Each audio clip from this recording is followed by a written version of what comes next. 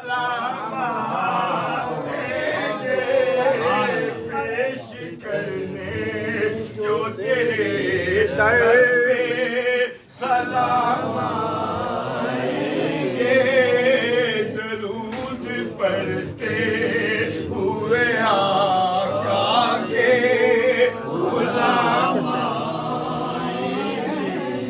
اور میری نسبت میری نسبت اثاثہ ہے میرا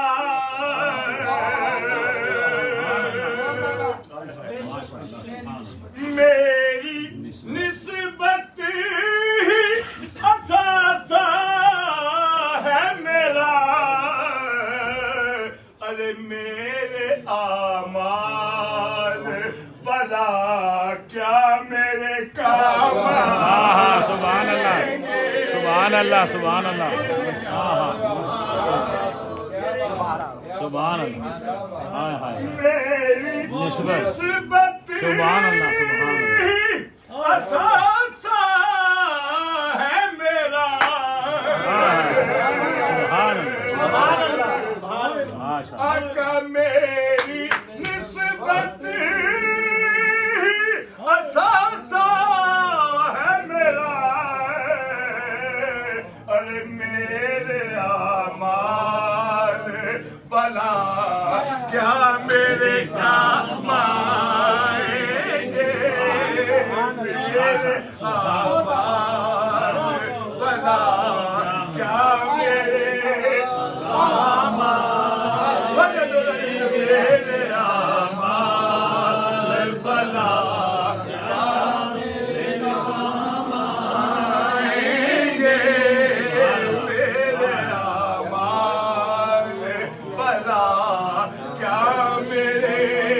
اعمال بلا کہ میرے اعمال بھلا کیا میرے کام آئیں گے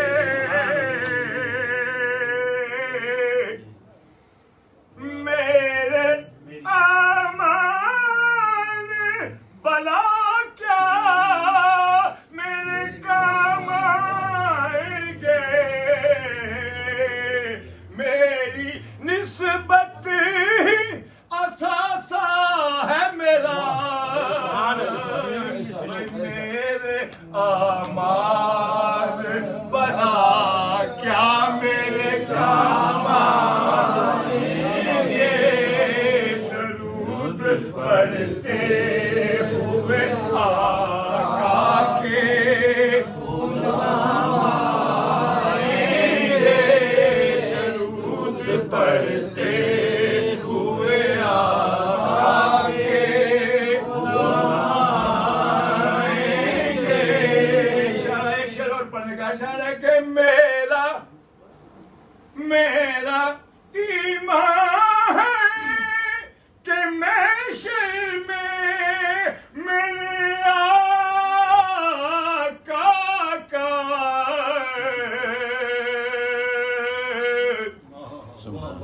میرا ایمان ہے کہ میں شر میں میرے آقا کا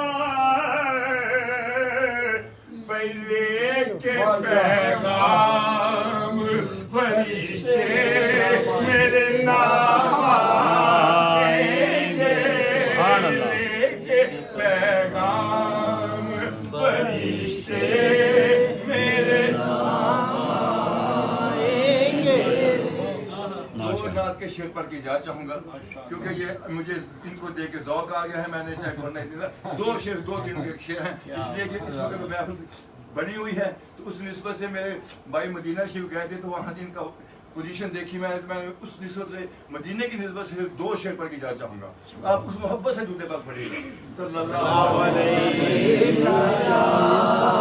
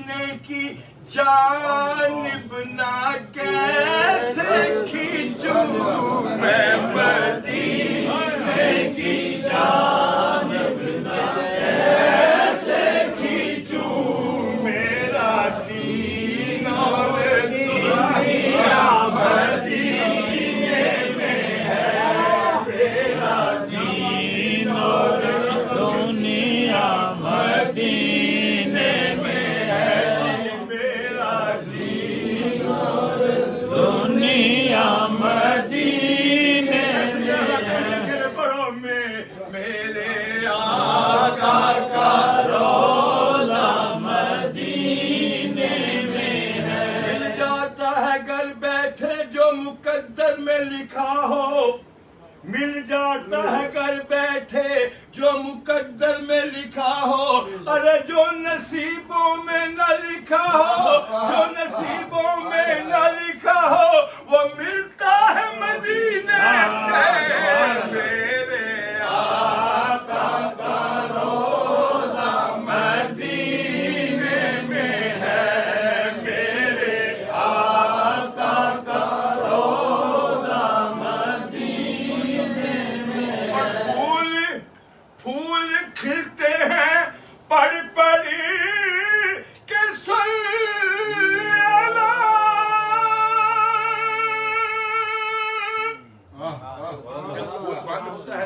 جب کھلتا ہے نا تو پھر وہ شاعر کہتا ہے جب وہ کھلتا ہے نا پہلے بات تو اس میں خوشبو نہیں ہوتی جب وہ کھلتا ہے نا پھر اس میں خوشبو آتی ہے پھول کھلتے ہیں پڑ پڑی کہ صلی اللہ جھوم کر کہہ رہی ہے یہ بات صبا کیا کہ ایسی خوشبو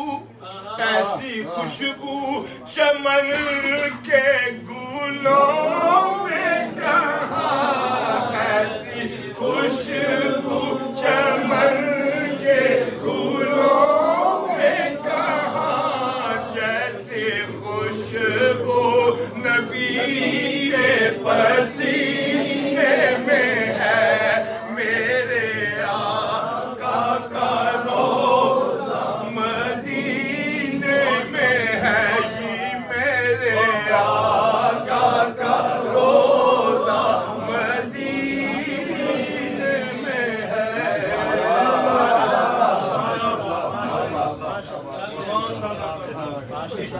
بغیر ویزے کے مدینے شریف بھیج دیا بہت ہی خوبصورت انداز میں بارگاہ رسالت امام صلی اللہ علیہ وسلم میں نذرانہ عقیدت پیش کر رہے تھے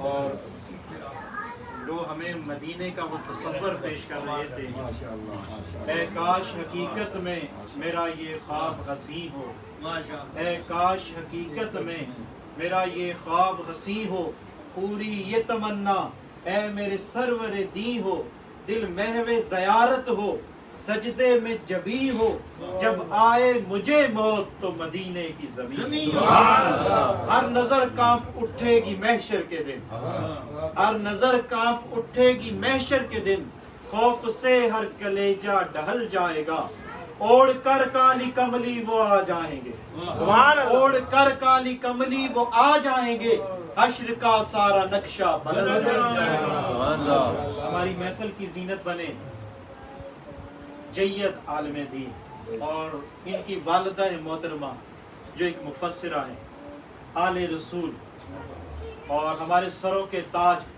پاکستان ملک پاکستان کی پہچان اور بالخصوص ہزارے سے ان کا تعلق بھی اور میرا بھی ہے ہمارا تعارف ہمارے علاقے کی پہچان جناب قبلہ سید عارف شاہ صاحب اویسی دامت برکاتہم العالیہ ہم دل کی اتھا گہرائیوں سے انہیں خوش آمدید کرتے ہیں کہتے ہیں اور ان کے لیے دیدہ دل فرش راہ کرتے ہیں اور ہماری محفل کے ہمیشہ سے جو نقیب محفل ہیں جناب محمد عظیم رفاہی صاحب میں ان سے ملتمس ہوں کہ آگے کا جو پروگرام ہے وہ چلے حاضری کے لیے کیونکہ بسم اللہ الرحمن الرحیم برادران اسلام یہ لمحات ہمیں بڑے عرصے کے بعد نصیب ہوتے ہیں اور بحمدہ تعالی یہ کسی ولی کامل کی نگاہ کا صدقہ ہے کہ ہم مل بیٹھ کے ایک دوسرے کی زیارت کر لیتے ہیں. اور گزشتہ تقریباً 5-6 ماہ سے جو سچویشن چل رہی ہے، میں کل بھی حضرت صاحب سے یہ میں عرض کر رہا تھا کہ تقریباً کم و بیش 5 ماہ کے بعد ہماری یہ پہلی حاضری آقا کریم علیہ الصلوۃ والسلام کی بارگاہ میں ہو رہی ہے. اور حضور نصیر ملت کا وہ کلام جو محمد علی صاحب نے بھی پڑھا، میرے اور ساتھیوں نے بھی پڑھا، اور بڑے ہمارے مہمان خان اقبال چشتی صاحب، میرے خیال میں ہمیں سب کو اپنی قسمت پہ رشک کرنا چاہیے. کتنے عرصے سے آپ بھی فجیرہ میں بند ہیں، تو آپ کھلے ہیں تو ایک ولی کامل کے چہرے کی زیارت ہوگی. سارے بولو سبحان اللہ. یہ نوید صاحب کی اپنی محبت بھی ہے، کیونکہ ان کی محبت کی وجہ سے آج یہ محفل یہ اب کھل گئی ہے محفل، اب انشاءاللہ محفلیں ہوتی رہیں گی. یہ آقا کریم علیہ الصلوۃ والسلام کے ذکر کے لیے دنوں کو چنا جاتا ہے اور جگہوں کو چنا کیا جاتا ہے. واہ واہ واہ، یہ جملہ پھر بولیں. آقا کریم علیہ الصلوۃ والسلام کے ذکر کے لیے دنوں کو چنا جاتا ہے اور جگہوں کو چنا جاتا ہے.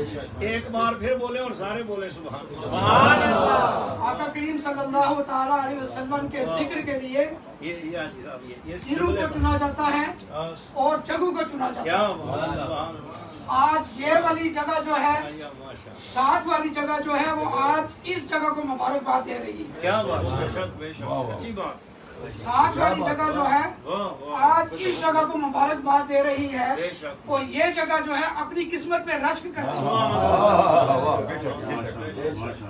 وہ اس کو مبارکباد دے رہی ہے اور یہ اپنی قسمت پہ رشک کر رہی ہے، کیونکہ یہاں اہل ذکر حضرات بیٹھے ہیں اور یہ کوئی عام لوگ نہیں بیٹھے. ان کے لیے تو اللہ رب العالمین نے اپنی رحمت کی چادر جو ہے وہ تانی ہوئی ہے. اور یہ جتنے دیوانے مستانے اہل محبت آئے ہیں، یہ ایک ولی کامل کی سرپرستی میں آئے گئے. تو میں دعا کرتا ہوں کہ قبلہ شاہ صاحب کی عمر میں، آپ کے علم میں اللہ تعالیٰ اور فیضان جاری اور ثابت فرمائے، اور قبلہ مائی صاحبہ کا وہ فیضان وہ جو آپ کو منتقل ہوا وہ ہم غریبوں تک بھی اللہ تعالیٰ پہنچائے. حضور نصیر ملت کا ایک شعر ہے کہ دیکھ اے دل یہ کہیں مجدہ کوئی لائی نہ ہو. دیکھ اے دل یہ کہیں مجدہ کوئی لائی نہ ہو، اس دیار پاک سے چل کے صبا آئی نہ ہو. اس دیار پاک سے چل کے صبا آئی نہ ہو. اور ہے جو دیوانہ محمد کا جو دیوانہ، ہے وہ سودائی جو سودائی محمد کا. اور دیکھ اے میرے دل تیری رونق ہے جمال مصطفیٰ. دیکھ اے میرے دل تیری رونق ہے جمال مصطفیٰ، عالم فانی کے جلووں کا تماشا ہی نہ ہو. اور لے چلے ہو اے فرشتوں جس کو دوزخ کی طرف، لے چلے ہو جس کو، لے چلے ہو اے فرشتوں جس کو دوزخ کی طرف. دیکھ لو یہ کہیں ان کا شہدائی نہ ہو. دیکھ لو یہ کہیں ان کا شہدائی نہ ہو. اور حشر میں اس کو بھلا کون پہچانے گا اے نصیر. حشر میں اس کو بھلا کون پہچانے گا اے نصیر. قبر میں جس کی محمد سے شناخت.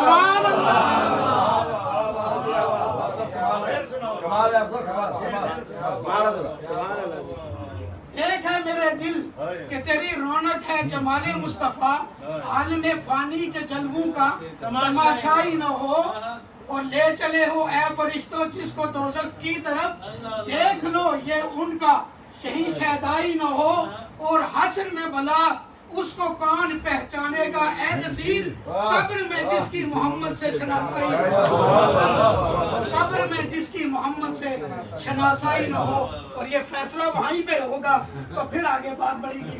میں مختصر ٹائم کے لیے قبلہ حضرت صاحب کے حکم کے مطابق محمد علی قادری صاحب کو دعوت دیتا ہوں کہ مختصر انداز میں 1-2 اشعار پیش کریں، اور اس کے بعد جو ہے نا وہ انشاءاللہ پڑھیے صلی اللہ علیہ وسلم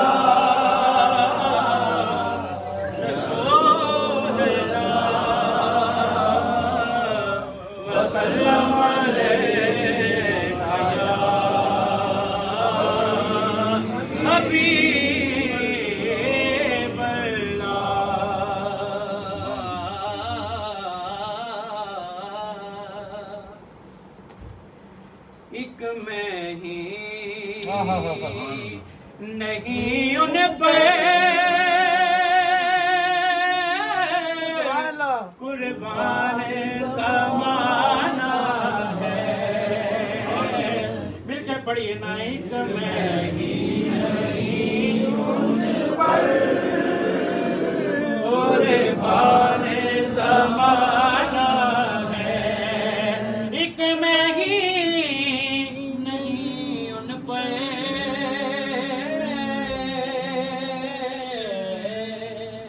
ایک میں ہی نہیں ان پہ قربان زمانہ ہے. جو ربے تو آدم کا محبوب یگانہ ہے. ایک میں ہی نہیں ان پہ قربان زمانہ ہے. اور آؤ در زہرا پہ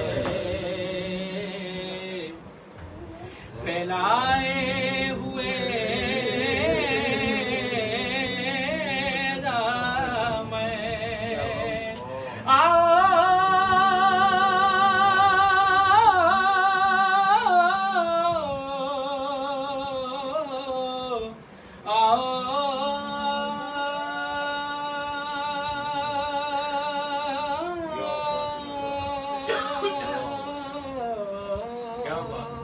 آؤ درے زہرا پہ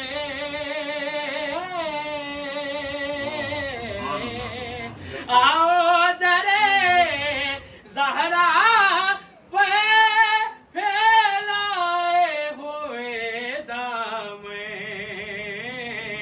کہ ہے نسل ہے نسل ہے نسل کریموں کی لجپال کرانا ہے کرانا لجپال کرانا ہے. اور کل پل سے ہمیں جس نے خود پار لگانا ہے کل پل سے ہمیں جس نے خود پار لگانا ہے. زہرا کا زہرا کا وہ بابا ہے حسنین کا نانا ہے. اور محروم کرم اس کو رکھیے نا سرے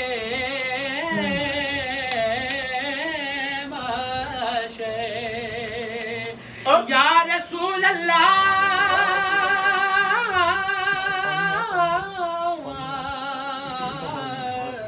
آقا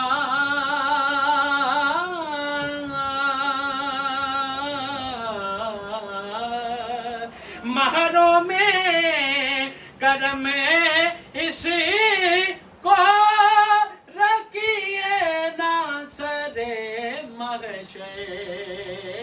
آقا جی جیسا ہے ہاں جیسا جیسا ہے نصیر آگے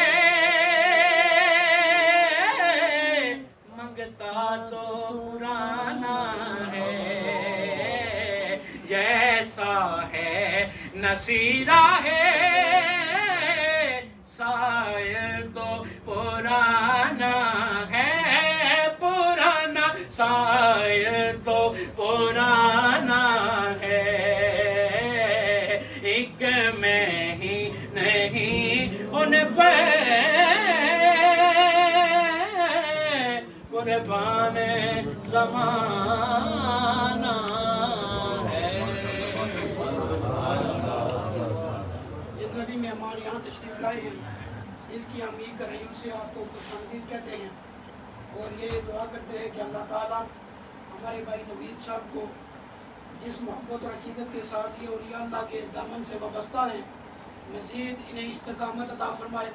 اللہ ان کے روزی رزق میں برکت عطا فرمائے. کہ سرکار کے اوصاف کا اظہار کریں گے سرکار کے اوصاف کا اظہار کریں گے ہم پہ بھی کرم سید ابرار کریں گے، اور جس روز کوئی اور مددگار نہ ہوگا اس روز شفاعت میری سرکار کریں گے، اور جاؤ جو مدینے تو سنو کان لگا کر سرکار کا ذکر در و دیوار کریں گے۔ آپ کی انہیں محبتوں میں میں ملتمس ہوں عالم اسلام کی عظیم علمی روحانی شخصیت، پیر طریقت، رہبر شریعت، شہزادہ والا شان حضرت علامہ قبلہ پیر مفتی سید عارف شاہ اویسی مدد اللہ العالی، میں آپ کی خدمت عالیہ میں آپ کے دامن کرم سے وابستہ ہو کر آپ کی خدمت میں ملتمس ہوں کہ اپنے نورانی، عرفانی، ایمانی، ایقانی، روحانی بیان سے ہم سب کے قلوب و اذہان کو منور و مزین فرمائے۔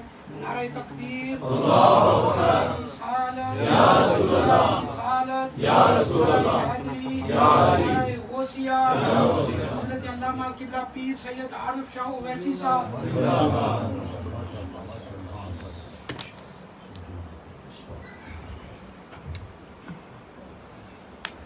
السلام علیکم ورحمۃ اللہ۔ قرآن پاک ٹیبل لے آئیں، ٹیبل پاسورڈ پتہ ہے آپ کو؟ وائی فائی کا پاسورڈ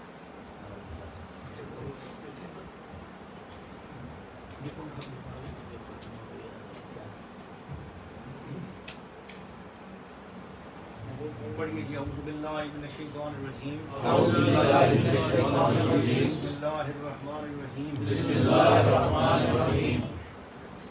کل والی آیت کریمہ جو ہم نے پرسوں وعدہ کیا تھا، سبحان اللہ، سبحان اللہ۔ پارہ نمبر یاد ہے؟ پارہ نمبر 15 آیت نمبر سورت کا نام بنی اسرائیل، آیت نمبر 19۔ 18 تو ہو گئی تھی، 19 پڑھیں۔ بسم اللہ الرحمن الرحیم، بسم اللہ الرحمن الرحیم۔ ومن اراد ومن اراد الآخرۃ الآخرۃ وسعى وسعى لها لها سعيها سعيها أولئك أولئك كان سعيهم سعيهم مشکورا۔ مشکورا۔ صدق اللہ العظیم۔ صدق اللہ العظیم۔ نغمہ کجا من کجا ساز سخن بہانائی، نغمہ کجا من کجا ساز سخن بہانائی، سوئے قطار می کشم ناکائے بے زمام رہا۔ کس کا نغمہ اور کس کی شاعری، اور میں کیا اور میرا یہ بولنا کیا، بس کوشش کر رہا ہوں کہ قافلے سے بچھڑی اونٹنی مڑ کے قافلے کی طرف مڑ جائے، قافلے کے ساتھ واپس جڑ جائیں، اس بھٹکے ہوئے آہو کو پھر سوئے حرم دے چاہا۔ کیا بات ہے۔ ہماری کوشش یہ ہے کہ اسی طرح میرا جو بھٹکا ہوا دل ہے وہ حضور کی طرف متوجہ ہو جائے، کسی سننے والے کی چوٹ میرے دل پہ لگ جائے، کوئی میں لفظ ایسا ادا کروں کہ میرے لفظوں سے کسی اور کے دل پہ چوٹ لگ جائے، اس کا کام بنے تو اس کے صدقے اپنا بھی کام بن جائے۔ سبحان اللہ، ماشاء اللہ۔ علماء کا مقصد بھی یہی ہوتا ہے کہ کسی طرح بات یہ ہے کہ چشتی صاحب نے جو کلام میں شعر پڑھا نا کہ وہ یہ جو نسبت ہے، بے شک وہ یعنی ان کے پوری کلام جو پورے کلام کی جان ہے وہ شعر تھا کہ یعنی میرے اعمال نے میرے کام آنا ہے، نہیں آنا، نسبت میرے کام۔ سبحان اللہ، سبحان اللہ۔ اور میں آپ کو بتاتا ہوں کہ ایک بندہ خانہ کعبہ میں طواف کر رہا تھا اور نبی پاک علیہ السلام سے کوئی 4-5 قدم آگے تھا، وہ اس کو یہ معلوم نہیں تھا کہ جس نبی کا کلمہ میں پڑھ چکا ہوں وہ بھی اسی خانہ کعبے میں موجود ہے۔ میری ایک بات پھر غور سے سن لو، واقعہ تو بزرگان دین نے بیان کیا ہے، میں نے پڑھا ہے حدیث کی کتاب، امام بہقی نے اس کو بیان کیا سنن الکبریٰ میں، مگر میں اس حقیقت کو کچھ آج کے زمانے میں سے ریلیٹ کر کے عرض کر رہا ہوں کہ بندہ خانہ کعبے میں تھا، طواف کر رہا تھا، حضور بھی اس کے ساتھ تھے، پر اس کو پتہ نہیں تھا کہ حضور ساتھ ہیں۔ سبحان اللہ۔ آپ کو کچھ سمجھ آ رہی ہے؟ بے شک۔ جس کو آ رہی ہے وہ کہہ دے سبحان اللہ، سبحان اللہ۔ جس کو نہیں آ رہی وہ بھی بولے سبحان اللہ۔ ایک آیت پڑھتی اور ایک شکرانے کا سجدہ ادا کرتی. سورہ فاتحہ آپ نے بھی پڑھی ہے ہمیشہ, مگر ماں جی سورہ فاتحہ پڑھتی, 7 سجدے کرتی تھی شکرانے کے. اس کی 7 آیتیں, 286 آیتیں ماں جی سرکار. سورہ آل عمران کی 200 آیتیں ہیں, ماں جی سرکار 200 سجدے کرتی کہ اللہ نے مجھے سورہ آل عمران پڑھنے کی توفیق دی. ایک بار بھی زندگی میں ایسا ہم کریں تو بہت بڑی بات ہوگی, ہم سے اگر ایسے ہو بھی جائے. لیکن ماں جی سرکار 50 سال اسی طرح کرتی رہی. اللہ اکبر. 50 سال زندگی میں ہر قرآن اسی طرح ہی ختم ہوا. ناشتہ تیار کر کے ہم نے رکھ دیا, ماں جی ناشتہ کریں, سجدہ فرما رہی ہے, سجدہ فرما رہی ہے, سجدہ فرما رہی ہے. گھنٹے کے بعد آ کے میں نے دیکھا ناشتہ ادھر ہی پڑا ہے. پھر گئے جا گرم کر کے دوبارہ لا کے رکھا. ماں جی ناشتہ کر لیں, ماں جی ناشتہ کر لیں. وہ ٹھہرو ابھی سجدے پورے نہیں ہوئے. اور ماں جی اتنے سجدے کہاں ہیں؟ ہم عالم دین ہیں, ہم مفتی ہیں, ہم نے پڑھا ہے قرآن پاک میں صرف 14 ہی سجدے, آپ اتنے زیادہ سجدے کیسے کرتی ہیں؟ پر میں 14 سجدے تک وہ ہیں, نہ کرے گا تو بندہ گناہگار ہوگا, وہ تو فرض ہیں, اور یہ تو محبت کے سجدے ہیں. محبت کے سجدے ہیں, وہ تو فرض ہے, نہ پڑھے گا تو نہ کرے گا تو گناہگار ہوگا. تو میں عرض کرنا چاہ رہا تھا کہ اس ماں کا بیٹا ہوں, الحمدللہ میرے ساتھ ایسا کئی مرتبہ ہوا ہے کہ قرآن پاک کی ایک آیت میں نے کئی 100 بار پڑھی, سمجھ نہیں آئی, پر ایک بار پھر سمجھ آئی گئی. قرآن اپنی سمجھ کرا دیتا ہے. غور کرو, ہنسو گے, پڑھتے رہو, پڑھتے رہو, پڑھتے رہو, اس سے عقیدت جوڑے رکھو. ایک نہ ایک دن قرآن میں اپنا اس مقام کو ایک نہ ایک دن آپ کو سمجھے گا. قرآن روح ہے, قرآن آیات ہے, قرآن زندگی ہے, قرآن آیات باقی ہے, اس میں فنا ہے ہی نہیں ہے. اس کے ساتھ جو لگ جائے وہ بھی آیات باقی ہے. ایک میرا موضوع نہیں ہے, ورنہ قرآن کے اسماء 351 اسماء قاری ظہور فیضی صاحب نے جو کتاب لکھی ہے شرح اسماء القرآن, میں نے افریقہ میں اس کا درس دیا تھا. قرآن پاک کے اسماء پر میں نے الگ درس دیا ہے. 4 مہینے لگاتار صرف قرآن کے نام پر میں درس دیتا رہا. 4 مہینے 120 دن لگاتار قرآن مجید کے اسماء پر میں نے درس دیا ہے. سبحان اللہ. ان میں قرآن پاک کے اسماء میں سے ایک قرآن مجید کا نام ہے روح. وَكَذَلِكَ أَوْحَيْنَا إِلَيْكَ رُوحًا مِّنْ أَمْرِنَا. تو یہاں روح سے مراد قرآن ہے. تو اللہ نے قرآن کو روح کہا ہے. سبحان اللہ. اور جلا بولو یا گھر جا کے بولو سبحان اللہ. میں خود پریزنٹ آدمی ہوں, میں چاہتا ہوں میرے سامنے پریزنٹ دماغ بیٹھے. سبحان اللہ. دل دماغ جس کا اپنا حاضر ہو نا, اس کو پتھروں سے گفتگو کرنے کا کوئی اور موقع دے دیں, کسی اور موقع پہ درختوں سے بات کر لے گا. میرے سامنے جاگتے بیٹھے تو وہ جیتے جاگتے محسوس ہونے. سبحان اللہ. میں نے آپ کو پتھر سمجھا نہیں ہے, میں درختوں کے سامنے گفتگو نہیں کر رہا ہوں. مجھے پتا ہے میرے سامنے جو بیٹھے ہیں وہ نبی پاک کے غلام بیٹھے ہیں. اللہم صلی علی سیدنا محمد وعلی وصحبہ وسلم. تو قرآن مجید کا ایک نام ہے روح, روحًا من امرنا. تو روح کا جو نام مبارک ہے اس کا, تو وہ فرماتے ہیں دراصل قرآن مجید یہ جان ہے, جان ہے ہر جان کی, جان ہے ہر روح کی. قرآن مجید جان ہے ہر جان کی اور جان ہے ہر روح کی. دیکھو جبریل امین کو امین اس لیے کہتے ہیں کہ وہ جیسا قرآن مجید اللہ تعالیٰ سے سنا ویسا ہی بیچ میں کسی اور کو نہیں سنایا. عرشوں سے لے کر مدینہ شریف تک بیچ میں 18,000 کائنات آتی ہے, 18,000 دنیایں آتی ہیں. وہ سب دنیاؤں سے گزرتے گئے. لوگ پوچھتے گئے کیا لائے ہو, کیا چاہ رہے ہو؟ فرما خبردار کوئی بات نہیں, میری یہ امانت ہے, اللہ کی طرف سے امانت ہے اور کہیں لے کے جا رہا ہوں. نہیں بتایا کدھر. جب حضور کے پاس پہنچے, حضور ہی کے سامنے جا کر اس امانت کو کھولا کہ رب نے یہ فرمایا ہے. تو اس لیے جبریل کو امین کہتے ہیں کہ وہ 18,000 عالموں میں سے پرواز کرتے ہوئے کسی کو نہیں خبر ہوئی کہ کیا لے کے جا رہے ہیں اور کیا ادھر سے لے کے جا رہے ہیں, کیا ادھر سے لے کے جا رہے ہیں. اس لیے ان کو امین کہا جاتا ہے. تو حضرت جبریل علیہ السلام کو امین کہا جاتا ہے. تو اگر جبریل علیہ السلام آپ نے سنا ان پر موت آئے گی, جبریل علیہ السلام وصال فرمائیں گے, اسرائیل علیہ السلام فوت ہوں گے. پر آپ نے کبھی سنا ہے کہ قرآن پہ موت آئے گی؟ نہیں. تو جبریل اس روح کو لانے والے ہیں جس کو قرآن نے روح کہا ہے, روح ہم میں نمرنا. تو روح لائے جبریل, امانتاً لائے ہیں, امانتاً لائے اور حضور کو دے دی. پوری 6,236 آیتیں قرآن میں. تو 6,236 روحیں ہیں, 6,236 ارواح ہیں جو حضرت جبریل علیہ السلام لائے اور حضور تک پہنچا دیا. اس سے ٹچ جبریل نے خود نہیں کیا, حضور کو دیا. اب حضور نے اس میں سے جتنا چاہا جبریل کو دیا. اور سب سے پہلے پورا قرآن مجید حضور نے نبی پاک نے جبریل امین علیہ السلام کے ساتھ ہی دور کیا. جبریل علیہ السلام کو حضور نے سنایا, پھر جبریل علیہ السلام نے حضور کو سنایا. سب سے پہلا قرآن مجید حضور سے پورا قرآن جو سنا وہ جبریل علیہ السلام نے, اور جبریل علیہ السلام نے پورا قرآن حضور پاک کو سنایا. سنانے کے بعد جبریل علیہ السلام سے حضور نے پوچھا, اب یہاں سے آگے آپ کو روح کی بات سمجھ آئے گی. حضور نے پوچھا جبریل یہ بتا, ادھر سے جو لایا ہے وہ جب تو مجھے سنا رہا تھا تو رویا نہیں. 7واں پارہ پہلی آئے, اس کی تفسیر میں امام فخر الدین رازی نے لکھا ہے, ادھر سے جو تو قرآن لایا ہے 6236 آیتیں تو نے مجھے سنائی, تو رویا نہیں ہے. آپ میں سے کوئی بندہ جیتا جاگتا ہے تو پھر اس فکر پر غور کرے گا. جبریل تو ادھر سے جو قرآن لایا ہے اس پہ تو رویا نہیں ہے, پھر جب میں نے سنایا تو ہر آیت پہ رویا ہے. آپ کو سمجھ آئیے.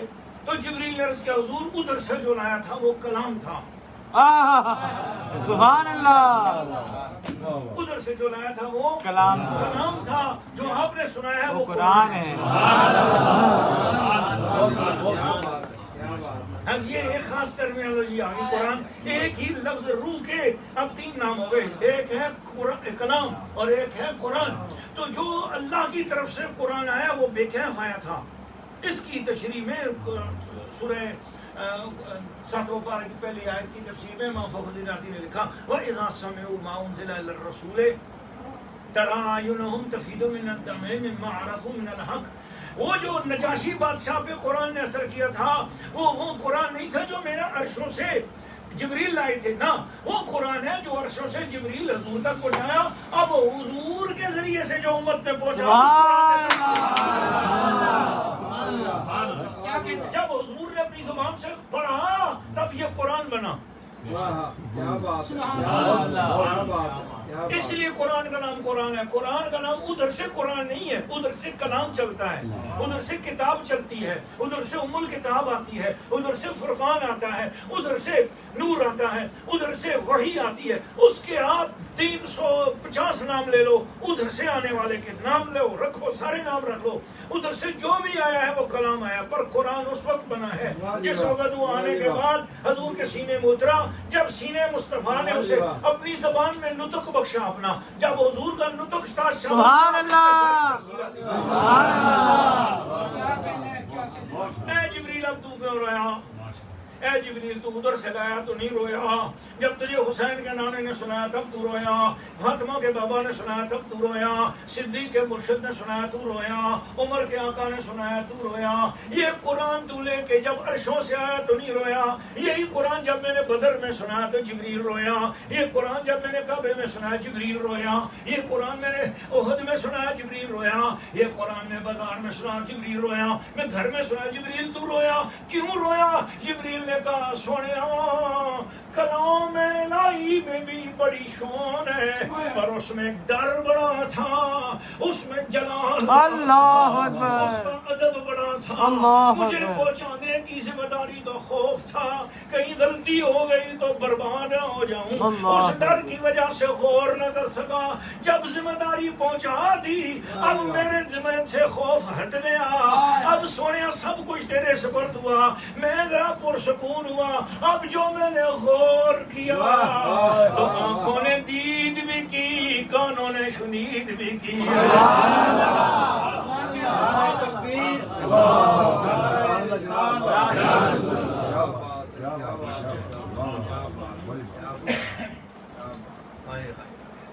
کیا ہی بات.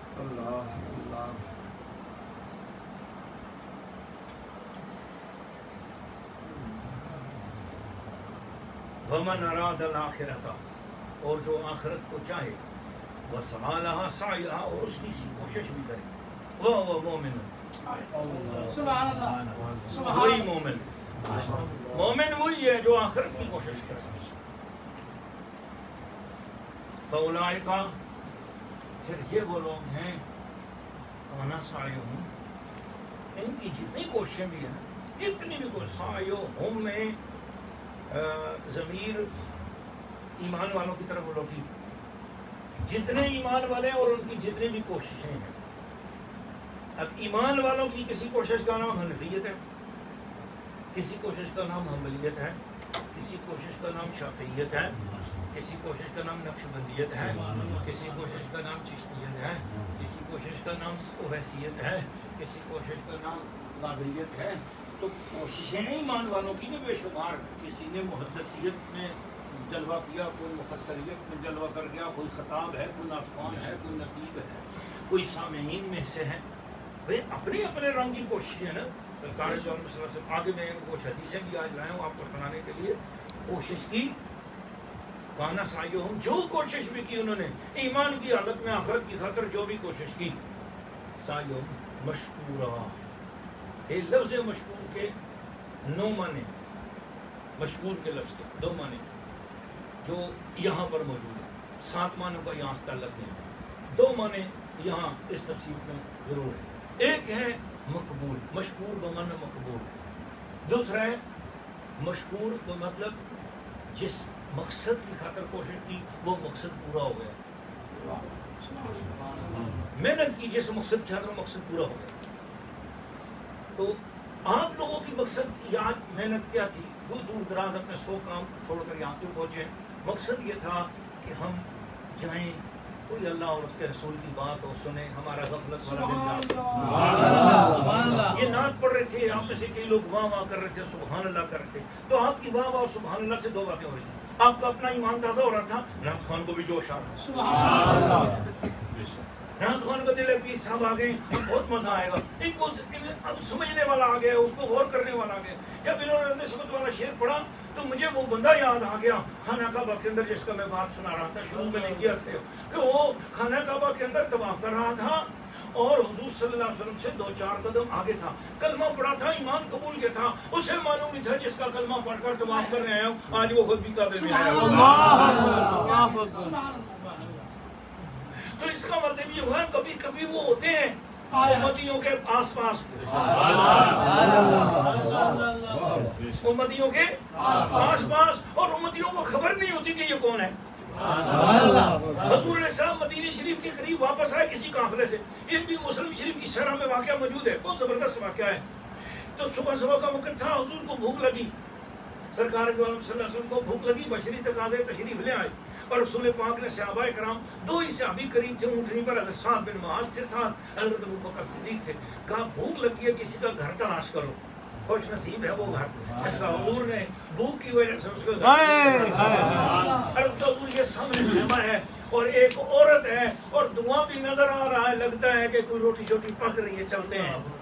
حضور علیہ السلام اس خیمے کے قریب پہنچے. ابوبکر صدیق کو بولو جا کے اس کو کہ ہم 3 افراد ہیں, بطور مہمان ہیں, کھانا ہو تو ہمیں کھلاؤ, بولو مہمان قبول کرو بھی. اس عورت نے وہ آگ میں پھونک مار رہی تھی, قریب اس کا جھولے میں بچہ جھول رہا تھا اور آٹا گوندا ہوا پاس رکھا تھا. وہ آگ ابھی تیار کر رہی تھی, توا ابھی گرم کر رہی تھی. تو اس نے پھونک مارنا چھوڑی, آواز سنی, صدیق اکبر کی, سر اس نے اٹھایا, دیکھا تو ایک لمبا خوبصورت گورا آدمی کھڑا ہے. کون ہو؟ کہا ابو بکر نام. کیوں آئے ہو؟ کہا قریب 2 اور ہستیاں بھی ہیں, مہمان ہیں ہم آپ کے پاس, تو اگر ناشتہ کریں, کھانا کھائیں, قبول کرو گی؟ کہا چہرے میں برکت نظر آتی ہے. ساتھ جو مہمان ہیں وہ کون, ان کا تعارف کرا. فرمایا مجھے جس نے برکت دی ہے وہ چہرہ. اچھا, ایک صدیق اکبر کی فضیلت تو مل گئی کہ انجان بندے کو بھی ان کے چہرے سے برکت نظر آتی ہے. تو بڑھیا عورت کے تیرے چہرے میں برکت پڑی ہے. صدیق اکبر بڑے سونے, میں نے جو لیا صدیق اکبر کا پڑا, موٹی موٹی آنکھیں, پتلا چہرہ, لمبا قد مبارک, آپ کو گریالی زلفیں تھی جہاں کندھے تک چھوٹی تھی آپ کی, اور داڑھی مبارک آپ کی اسی طریقے سے, ذرا چہرہ مبارک, ناک مبارک لمبا تھا آپ کا, خوبصورت. تو ایک مرتبہ جو پہلی نظر صدیق اکبر پہ دیکھتا تھا تو اسے صدیق اکبر سے فوراً پیار ہو جاتا تھا. سبحان اللہ. بہت محبت والے گفتگو کرتے تھے صدیق اکبر, اور علاقائی کو جتنی لینگویجز تھیں عرب کے علاقائی وہ ساری آتی تھیں. اور شام کی بولی بھی آتی تھی, یمن کی بولی بھی آتی تھی, اور تجارت کا تاجر پیشہ تھے. جس علاقے میں جاتے تھے تو بزنس کی بولیاں آپ کو بہت ساری آتی تھی آپ کو. تو بزنس کا اتار چڑھاؤ زبردست تھا, مارکیٹ کے سارے معاملات سے آپ واقف تھے, زبردست قسم کے. تو آپ کی جو بزنس مین ہوتا ہے نا, ذرا تھوڑی سی اس کے اندر زبان کے لحاظ سے ایسی بات بھی ہوتی ہے کہ وہ اپنے سودے کی اچھی تعریف کرتا ہے اور گاہک کا دل اس سودے پہ آ ہی جاتا ہے. میں بات بڑی دور کی کر گیا ہوں. پوچھتی ہے مائی کہ تو بڑی برکت والا ہے, وہ دو ہے ان کا تعارف کرا, بولا مجھے جن سے برکت ملی ہے. اچھا لے آؤ. تو مگر میرا بچہ جو ہے نا یہ روتا بہت ہے, تو اس کو یہ آج ساری رات روتا رہا ہے, تو یہ جب تک میں ایک ہاتھ سے اس کا جھولا نہ جھولاؤں تو یہ سوتا نہیں ہے. تو میں تو گھبرانا, اس کو آج وہ لوری دے گا جس کو لوری دینے کے لیے عرش و مالا دیا ہے. حضور عرض کیا یا رسول اللہ آ جاؤ. حضور تشریف لے آئے, اونٹنی کو باندھا, حضور گھر تشریف لائے. حضور علیہ السلام نے ارشاد فرمایا اس وقت تو اپنے بچے کو سنبھال, روٹی وغیرہ ہم پکاتے ہیں. حضرت سعد کو روٹی بہت اچھی پکائی ہے. تو چنانچہ حضرت سعد نے پیڑے بنائی, نبی پاک علیہ السلام نے اس کے اوپر خشکا ڈالا, اور حضور علیہ السلام نے توے پر ایک ہاتھ مارا, اس طرح اپنے دستے مبارک کو پھیرا توے پر. تو حضور علیہ السلام نے اس عورت کی طرف دیکھا تو وہ ذرا گھبرائی ہوئی تھی کہ پتہ نہیں مرد لوگ ہیں کس طرح پکائیں گے. تو عرض کرتی ہے کہ اگر آپ اچھا سمجھیں تو میں پکا دیتی ہوں. تو آپ نے فرمایا ٹھیک ہے تم پکاؤ. تو وہ قریب آتی ہے, وہ روٹی پکاتی ہے, حضور اس کے بچے کے جھولے کے پاس چلے جاتے ہیں, اور حضور بچے کو دیکھتے ہیں ایک نگاہ. صرف حضور نے صرف ایک مرتبہ جھولے کو اس طرح کیا, بچہ روتا روتا چپ ہو گیا, اور حضور کو دیکھ کر مسکرانے لگ گیا. اور تھوڑی دیر کے بعد وہ ناشتہ تیار ہو گیا, اور نبی پاک علیہ السلام نے وہاں ناشتہ کیا, کھانا کھایا. حضور علیہ السلام نے 8 روٹیاں اس نے بنا کے رکھی. رسول پاک صلی اللہ علیہ وسلم نے شہید بنایا 2 روٹیوں کا, اور سب کو کھلایا. اس عورت کے لیے پلیٹ میں بچایا, اٹھا تو بھی کھا. وہ کھا رہی ہے. اب عورت کا بیان ہے کہ 3 افراد نے کھانا نہیں کھایا, 2 روٹیاں استعمال بھی کی, 6 روٹیاں بچائیں گی, انہی میں سے میں نے بھی کھایا, اور شریک بھی اسی طرح بچا رہا, روٹیاں بھی اسی طرح بچی رہی, اور گھر میں 6 مہینے تک وہ شہید فریج تو نہیں تھا, خراب بھی نہیں ہوا. فریج تو نہیں تھا نا, خراب بھی نہیں ہوا. مصطفیٰ کے ہاتھ اس کو لگ گئے. میں بتانا چاہ رہا تھا جبریل امین موت آئے گی. آپ نے سنا قرآن کو موت نہیں آئے گی, اس لیے کہ جبریل امین تھے, امانتاً قرآن حضور تک لائے. قرآن حضور کی خاطر آیا ہے. اب میں سے کہتا ہوں عقیدہ حیات النبی ہمیں عرشوں سے اللہ نے دیا ہے, عرشوں سے اللہ نے دیا. اللہ نے فرمایا سنو, جو قرآن سے دور ہے اس کو تو موت آئے گی, امانتاً قرآن سے تعلق تھا اس لیے اس سے موت آئے گی. پر مقصد قرآن تو حضور علیہ السلام خود ہیں, کہ اس لیے حضور کے ساتھ لگنے کے بعد کلام قرآن بنتا ہے. تو پھر سوچو جو قرآن کو موت نہیں آئے گی تو قرآن جس کے اوپر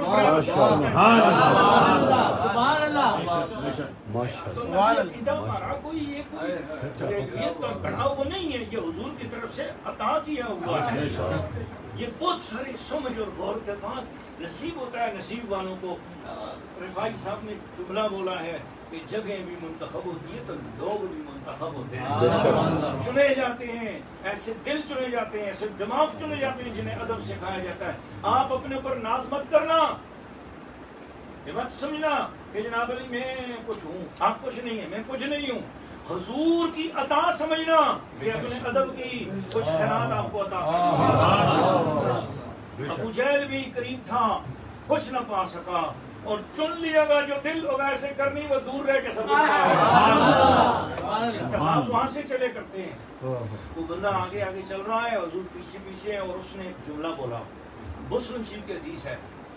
اس نے کہا اللہم انا مغفرتک اوسع من ذنوبی ورحمتک ارجع عندی من عملہم. اے اللہ جو تیری رحمت ہے, جو تیری بخشش ہے, اللہم انا مغفرتک, بے شک تیری جو بخشش ہے, اوسع من ذنوبی, وہ میرے گناہوں سے بہت زیادہ ہے. ورحمتک, اور جو تیری رحمت ہے ارجع عندی من عملی، اس بات پر زیادہ بھروسے والی ہے میں اپنے عمل پر بھروسہ کروں اور رحمت پر بھروسہ کروں، تو میرے دل میں یہ آتی ہے کہ عمل کو چھوڑ دیتا ہوں، تیری رحمت پہ بھروسہ۔ عمل نیک میں نے کیے ہوئے ہیں پر بھروسہ ان پر نہیں ہے، بھروسہ تیری رحمت پر ہے۔ وہ یہ بات حضور کے آگے آگے کرتا ہوا طواف کے دوران چل رہا ہے، نبی پاک طواف کر رہے ہیں، وہ آگے ہے، اس کو پتہ نہیں ہے پیچھے میرا وہ ہے جن کی خاطر طواف ہو رہا ہے۔ اب حضور کی توجہ ساری اپنا طواف حضور چھوڑ دیا، اپنی باتیں حضور نے چھوڑ دی، حضور کے پوری سماعت والے کان ادھر متوجہ ہو گئے کہ یہ کیا بول رہا ہے۔ چنانچہ اس نے دوبارہ لفظ بولا، اللہم انا مغفرتک ورحمتک ارجعتنی من عملی۔ اس کی زبان سے دوسری بار نکلے تو حضور تیز چلے، تیز چل کے اس کے کندھے پہ ہاتھ رکھا اور فرمایا عرش کے سارے فرشتے تیرے کلام کو سن رہے ہیں اور خدا خود تیرا کلام سن رہا ہے، اے بندے ایک مرتبہ اور پڑھ، خانہ کعبہ کی فضا خوش ہو رہی ہے۔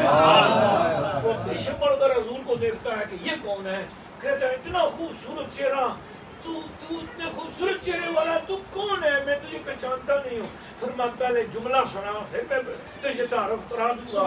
وہ پھر بولتا اللہم ان مغفرتک اوسع من ذنوبی ورحمتک ارجع عندی من عملی۔ تیسری بار سنا حضور نے فرمایا میری امت میں سے جو شخص 3 بار یہ جملہ پڑھ لے گا، لو کانا مثل زبد البحر ذنوبہ، اگر اس کے گناہ سمندروں کی جھاگ کے برابر ہوں گے، 3 بار یہ جملہ پڑھے گا، اللہ اس کے سارے گناہوں کو معاف کرے گا۔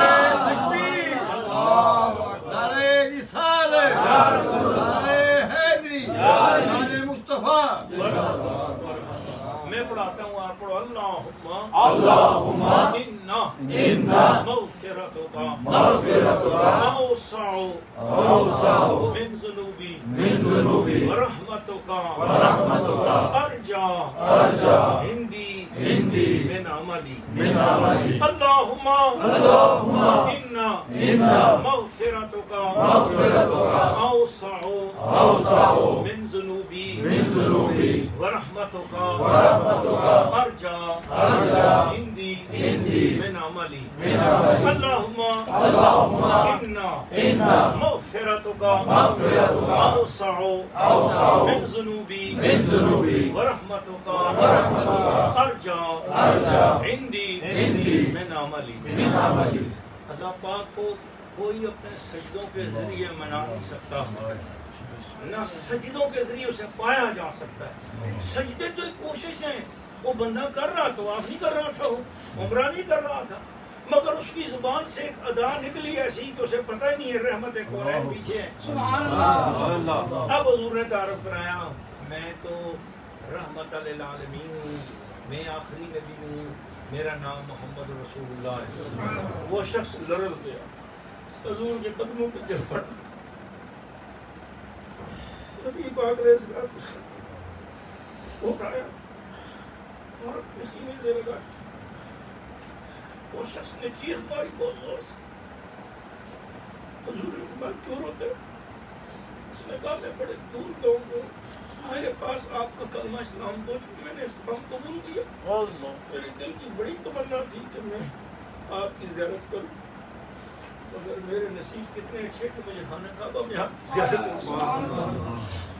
نبی پاک علیہ السلام نے کہا جو جملے تم نے بولے، جو جملے تم نے کہی اور الہی پر قبول ہو گئے، حضور نے فرمایا میرا کوئی امتی ان جملوں کو بولے گا، اس کے سمندروں کی جہاز جتنے گناہ بھی معاف ہوں گے، اور یہ فرمایا قیامت تک میری امت میں جو بھی اس طرح کلمہ بولتا رہے گا تجھے اس کا ثواب ملتا رہے گا۔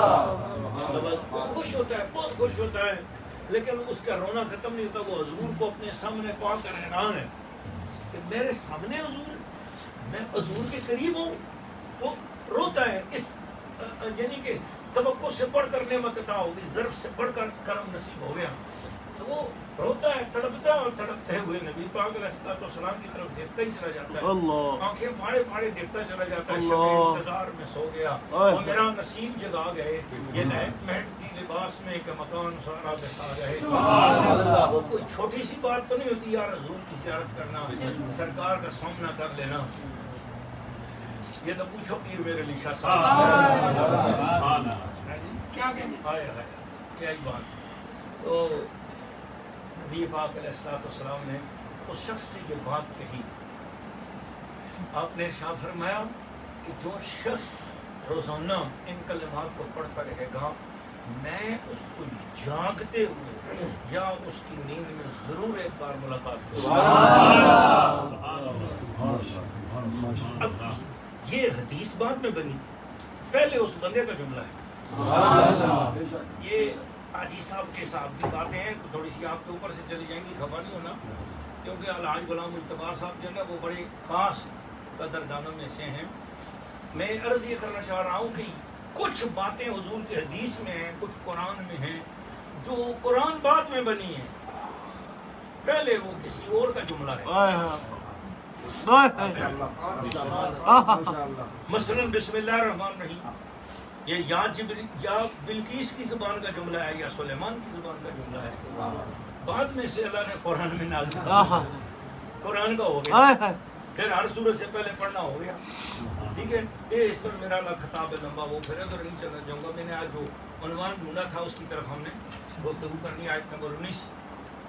ان کی سعی, ان کی جو کوشش ہے وہ سب کی سب قبول ہے. بولو سبحان اللہ. آپ یہ آئے ہوئے ہیں, آپ کی کوشش قبول ہے, آپ کی کوشش قبول ہے. آخرت کی خاطر اگر آپ آئے ہیں تو آپ کا یہ بیٹھنا قبول ہے. آخرت کی خاطر آپ آئے ہیں, آپ کو پتہ نہیں ہے نوید بھائی آپ کی خاطر آج سارا دن کہاں کہاں جا کر محنت کرتے رہے لنگر شریف کے لیے, کہ ہم لنگر شریف ان کے لیے حلال پاک صاف طیب سرکار دعالم کی محفل ہوگی, اور اس کے لیے میں کوشش کروں تاکہ حضور کے عاشق کھائیں, اور جی محبت کے ساتھ پورا انتظام ہو رہا ہے. یہ ایک ایک کوشش ہے, یہ بہانہ ہے. چنانچہ حضور علیہ السلام اس عورت کے جو چولہا ہے اس کے اندر حضور نے خود بھی پھونک ماری. حضور نے کھانا کھایا, تناول کیا, دعا کی, اٹھتے ہوئے اس عورت نے کہا تم لوگ بہت خوش نصیب ہو, بہت پیارے ہو, میرے گھر میں آئے ہو, اتنی برکتیں ہمیں دے گئے ہو, جاتے ہوئے تعارف تو کرا جاؤ کہ تم کون ہو, کیونکہ میں محمد مصطفیٰ کی غلام ہوں. جب کبھی ان تک میری رسائی ہوگی میں تمہارے لیے ان سے دعا کروں. جب اس عورت نے یہ کہا تو صدیق اکبر رو پڑے, تڑپ کے کہنے لگی, اور جن کا کلمہ پڑھتی ہے یہ خود ہی تیرے گھر آئے ہوئے ہیں. کبھی کبھی وہ آ کے پاس بیٹھے ہوتے ہیں اور مجھے کو پتہ نہیں ہوتا, نہ بولنا نہ سبحان اللہ. یہ بتانا چاہ رہا ہوں, ایسے بے شمار واقعات ہیں. میں ادھر چلا گیا نا, ساری رات آپ کی لگ جائے گی. میں اس طرح کے درد والے اتنے واقعات ہیں کہ پتہ ہی نہیں لگا. وہ سرکار اس کے پاس میں ہے اور اس کی باتیں سن رہے ہیں, کر رہے ہیں. وہ ایک بیل والے کا واقعہ تو سب سناتے ہی رہتا ہوں. سگریٹ پیتا تھا, وہ حقہ پیتا تھا, تو وہ اس کا درود شریف روز پڑھتا تھا 1400 بار. تو جنگل میں بیل کی گاڑی جو ہے نا وہ چلا رہا تھا, چلتے جا رہا تھا. اچانک رستے میں کسی سانپ شانپ کا یا کسی نیولے وغیرہ کا کوئی ایک کافی سارا گہرا سوراخ آ گیا. اس میں بیل کا جیسے پاؤں آیا وہ اندر پاؤں اتر گیا. اب جب بیل اپنے زور سے چل رہا تھا, بیل گاڑی دوڑ رہی تھی, پاؤں پھنس گیا, آگے ہوا تو ٹک کر کے اس کی ٹانگ ٹوٹ گئی. بیل وہیں پر گر گیا, بیل گاڑی گر گئی, وہ ہونے لگ گیا. اس وقت اس زبان سے بے چینی کے عالم میں, یا رسول اللہ میرے بیل کی ٹانگ ٹوٹ گئی ہے, کرم فرماؤ اور مدد فرماؤ اور میری بیل کی جو ٹانگ ہے یہ جڑ جائے. یہ بے چینی میں زبان سے کلمہ نکلا ہی تھا. ایک بابا جی آئے اور کہا تو تھوڑا سا سائڈ پہ کھڑا ہو جا. بڑی خوبصورت ہے, دوسرے بہت خوبصورت ہیں, اور تیسرے ان سے بھی زیادہ خوبصورت ہیں. دیکھتا ہے اچانک اس جنگل میں 3 بڑے خوبصورت ہیں اور ان کی وجہ سے پورے جنگل میں خوشبو پھیل گئی. تو یہ پھر اٹھ کے تھوڑا سا دور چلا گیا. اتنا ہوش نہیں پوچھ سکوں آپ کون ہو. پھر وہ جو ہے نا, وہ جو دور کھڑے تھے وہ قریب آئے, انہوں نے اس کے بیل کو اٹھایا, اس پہ ہاتھ پھیرا, دم کیا, وہ کھڑا ہو گیا.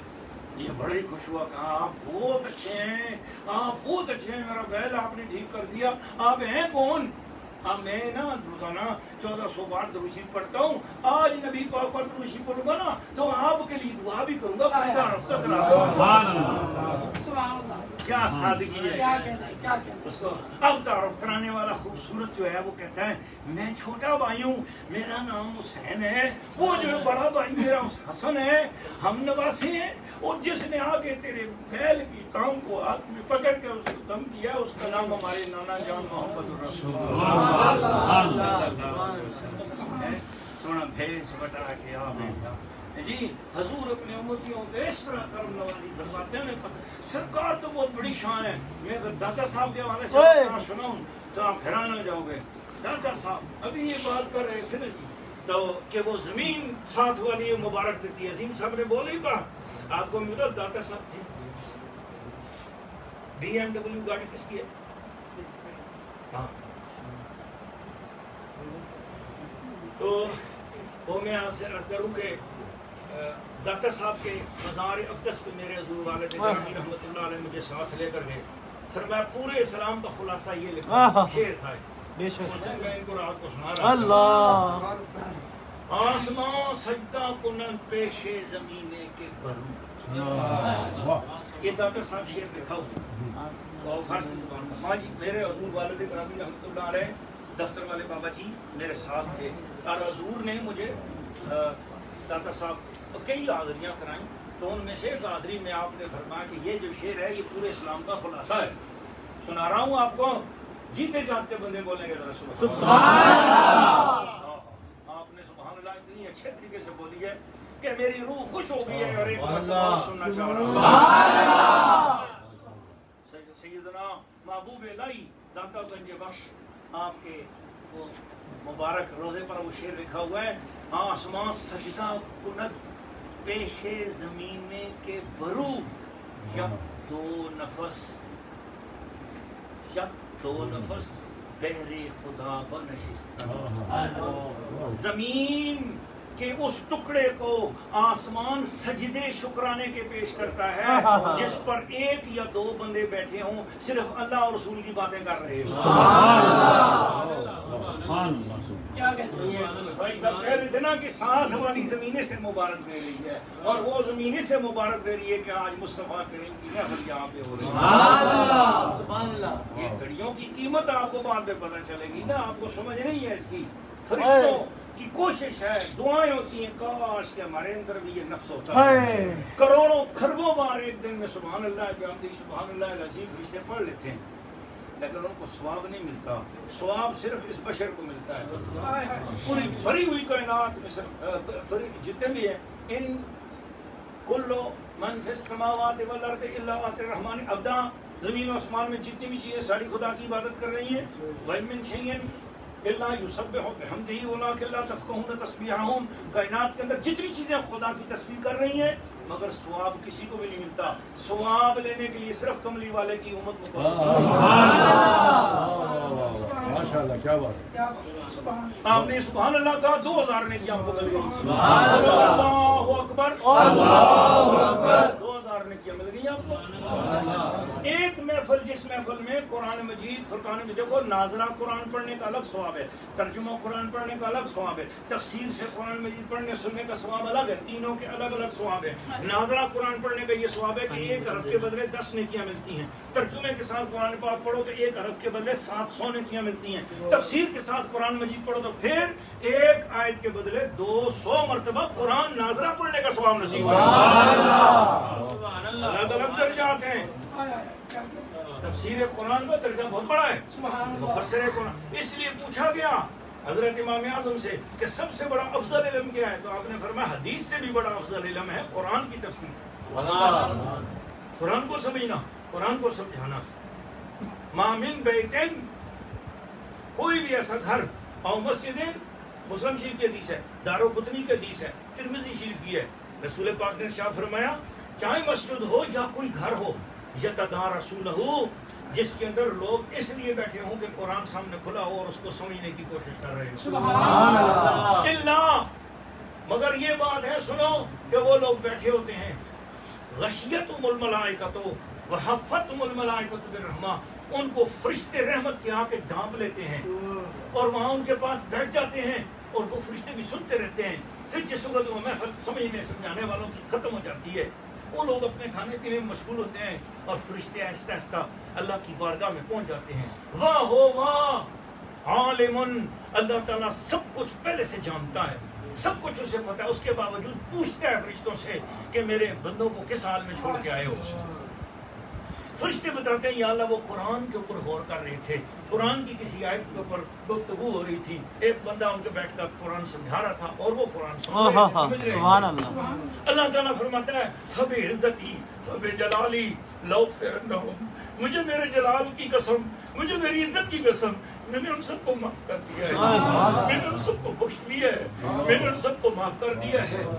وکیلا، ان فرشتوں میں سے ایک بولتا ہے یا اللہ وَبَيْنَهُمْ رَجُلٌ مَمْدُوٌ بِالذُّنُوبِ وَالْآثَامِ، ان میں ایک بندہ گناہوں سے بھرا ہوا ہے، ان میں ایک بندہ ایسا بھی وہ گناہوں سے بھرا ہوا ہے، وہ اس قابل نہیں تھا کہ اسے بخشا جائے. اس نے بہت سارے گناہ ایسے کیے جن کی توبہ بھی نہیں کر سکا ہے. وہ اس کا دل بڑا سخت ہے.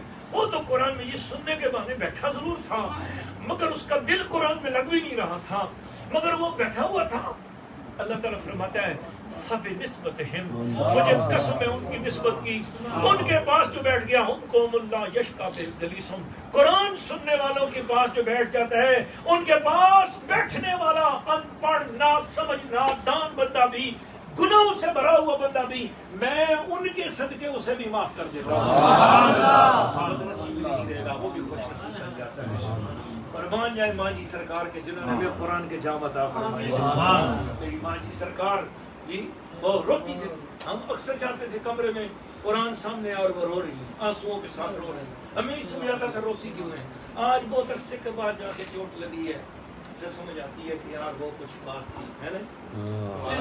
اللہ کرے آپ کو بھی وہ ذوق لگے. میں تو یہ چاہ رہا ہوں اللہ کرے وہ پیاس آپ کو بھی لگے، مجھے بھی لگے اور یہ لگی رہے. اللہ یہ لگن لگی رہے. محفلوں میں قرآن سنائیں. ہم سنیوں کی چیز تھی یا معاشقان مصطفیٰ کی چیز تھی، ہم زیادہ وقت قرآن کو دیں، ہاں تنہائیوں میں دیں.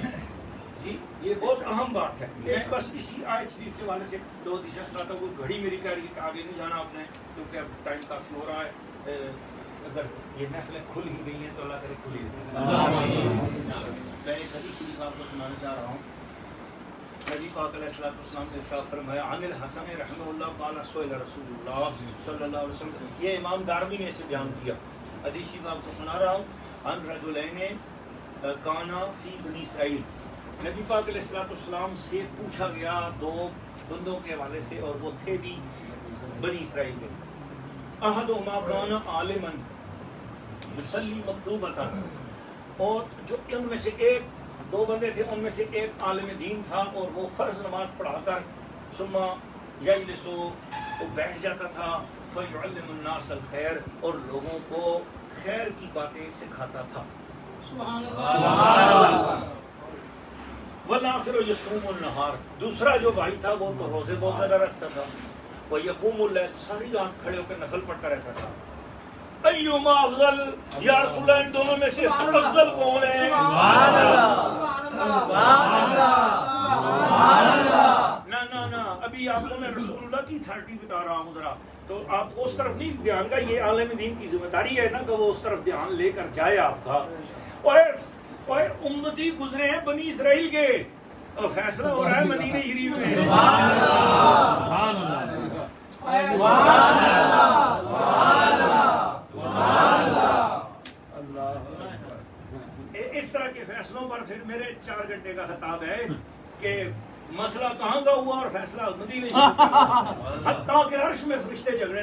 بے شک سورت سعاد سنائی تھی نا، بے شک بے شک. عرش پہ فرشتے جھگڑا ہوا اور اللہ نے اپنے پیارے محبوب سے خود تشریف لا کر پوچھا سونے اور تو فیصلہ کر. سبحان اللہ. عرشوں پہ ہوئے ہیں فیصلے مدینے میں ہوئے. بے شک سبحان اللہ. ایوما افضل یا رسول اللہ، ان دونوں میں سے افضل کون ہے؟ دونوں میں سے پہلا بندہ کیا کام کرتا تھا؟ قرآن شریف کا درس دیتا تھا. اس کے زمانے میں جو اللہ کی کتاب تھی اس کا درس دیتا تھا، لوگوں کو خیر کی باتیں بتاتا تھا نماز کے بعد. ٹھیک ہے، درس دیتا تھا نماز کے بعد. دوسرا بندہ کیا تھا؟ وہ روزے رکھتا تھا اور ساری رات جا کے نفل پڑھتا تھا. قال رسول اللہ, حضور نے فیصلہ دیا. حضور نے ارشاد فرمایا فضل هذا العالم الذي يصلي المقتود ثم يجلس فيعلم الناس الخير على العابد الذي يصوم النهار ويقوم الليل كفضلي على ادناكم رجلا. حضور نے ارشاد فرمایا وہ جو بندہ درس دیتا تھا لوگوں کو, اللہ کی باتیں سناتا تھا, وہ جو لوگوں کو درس دیتا تھا, اس کی فضیلت اس بندے پر جو نفل پڑھتا تھا اور روزے رکھتا تھا اس طرح ہے جیسے تمہاری امت میں جو سب سے ادنا بندہ ہو اس پر جیسے میری فضیلت ہے. اتنا زور سے سبحان اللہ بولنے کا آپ کی ذمہ داری تھی کہ آپ کو جتنا امتی ہونے کا حق حاصل ہے. سبحان اللہ. وَيَقُومُ اللَّيْلَ كَفَضْلِي عَلَىٰ أَدْنَاكُمْ رَجُلًا, جو تم میں سب سے کمزور بندہ ہے اس پر جو مجھے فضیلت حاصل ہے نا, اتنی بڑی فضیلت فضیلت حضور نے کہاں دی ہے. آپ دیکھو ذرا درس قرآن کی فضیلت کتنی بڑی برکت والی ہے. یہ درس اس لیے میں جب آپ نے دیکھا ہوگا دبئی میں جب بھی آتا ہوں, آپ دبئی کیا میں دنیا میں جا بھی گیا ہوں الحمدللہ. ساؤتھ افریقہ کا ریکارڈ ہے, میں نے 22 دن کے اندر پورا قرآن پاک ترجمہ اور تفسیر کے ساتھ سنایا. حضور علیہ السلام کے پیارے صحابی حضرت عبداللہ رضی اللہ تعالیٰ نے حدیث شریف کرائی ہے اور اسے امام بہقی نے شعب الایمان میں بیان کیا ہے. حدیث شریف آپ کو سنا رہا ہوں. نبی پاک علیہ السلام نے ارشاد فرمایا, ایک ایسی بات ہے زبان حضور کی ہے, شان قرآن کی ہے. سبحان اللہ. سبحان اللہ. اللہ کے حبیب فرماتے ہیں تعلم القرآن. یہ حضور نے نا اس درد میں بات کی ہے, اسی درد میں اگر آپ سنو تو آپ کو حضور کا ابھی ابھی مجلس رسول میں پہنچو میرے ساتھ. حضور نے فرمایا تعلم القرآن, لوگو قرآن سیکھو اور سکھاؤ, اس کے اہتمام کرو. یعنی تعلم, حضور نے یہ نہیں فرمایا, دیکھو حضور نے یہ نہیں فرمایا کہ علم القرآن. علم القرآن کا معنی اور ہوتا ہے, یہاں ہے تعلم القرآن. تو جب باب افتعال کی تے آ جائے نا, اس کا مطلب یہ ہوتا ہے کوشش کر کے ٹائم نہ بھی ملتا ہو تب ٹائم نکال کے, تھکے ہوئے ہو تو پھر بھی, مصروفیت کی زندگی ہے تو پھر بھی, یہ نہیں ہے فالتو ٹائم میں نہیں, قیمتی ٹائم میں سے ٹائم نکال کر پوری کوشش کے ساتھ تھکاوٹوں کے باوجود بھی اپنی دنیاوی مصروفیات کی کشمکش کے اندر آپ نے ٹائم نکال کر قرآن سیکھنے کی کوشش کرنی ہے. انشاءاللہ دس از دا مین ٹرانسلیشن. حضور کے درد وہ سمجھو, درد سمجھو سرکار کا. یہ نہیں فرمایا, یعنی علم القرآن کے لیے یہ ہے کہ آپ اس کے لیے الگ سے ٹائم نکالو, جب ٹائم ہو تو نکالو, نہ ہو تو نہ نکالو. یہ ہے تعلم القرآن. باب افتعال آ جاتا ہے, اور باب افتعال کا تقاضا یہ ہے کہ آپ کے پاس ٹائم نہیں ہے تو تبھی نکالو. یہ زیادہ امپورٹنٹ ہے. سبحان اللہ. یہ نہیں ہے کہ وہ آج نہیں ملا کل کر لیں گے, نہیں نہیں نہیں. قرآن پاک کے لیے کل کی بات نہیں ہے. Do not put of time tomorrow, what you can do today. آج کرنا ہے اس کام کو, بولو سبحان اللہ. قرآن آج ہی سے پڑھنا ہے. آج آپ میں سے جو نہیں پڑھے ہوئے آج نیت کرو کہ پڑھنا ہے. موبائل میں سے پہلے قرآن ڈاؤن لوڈ کرنا ہے, موبائل میں پہلے قرآن ڈھونڈنا ہے. قرآن اب تو آن لائن قاری موجود ہو گئے, اب تو کمپیوٹر کے اندر قاری اچھے سے اچھا قاری موجود ہے. تو آپ نے ڈاؤن لوڈ اور تو قرآن نہیں دیکھا تو کوئی پرواہ نہیں ہے, پر قرآن ضرور پڑھنا ہے, سننا ہے, سیکھنا ہے.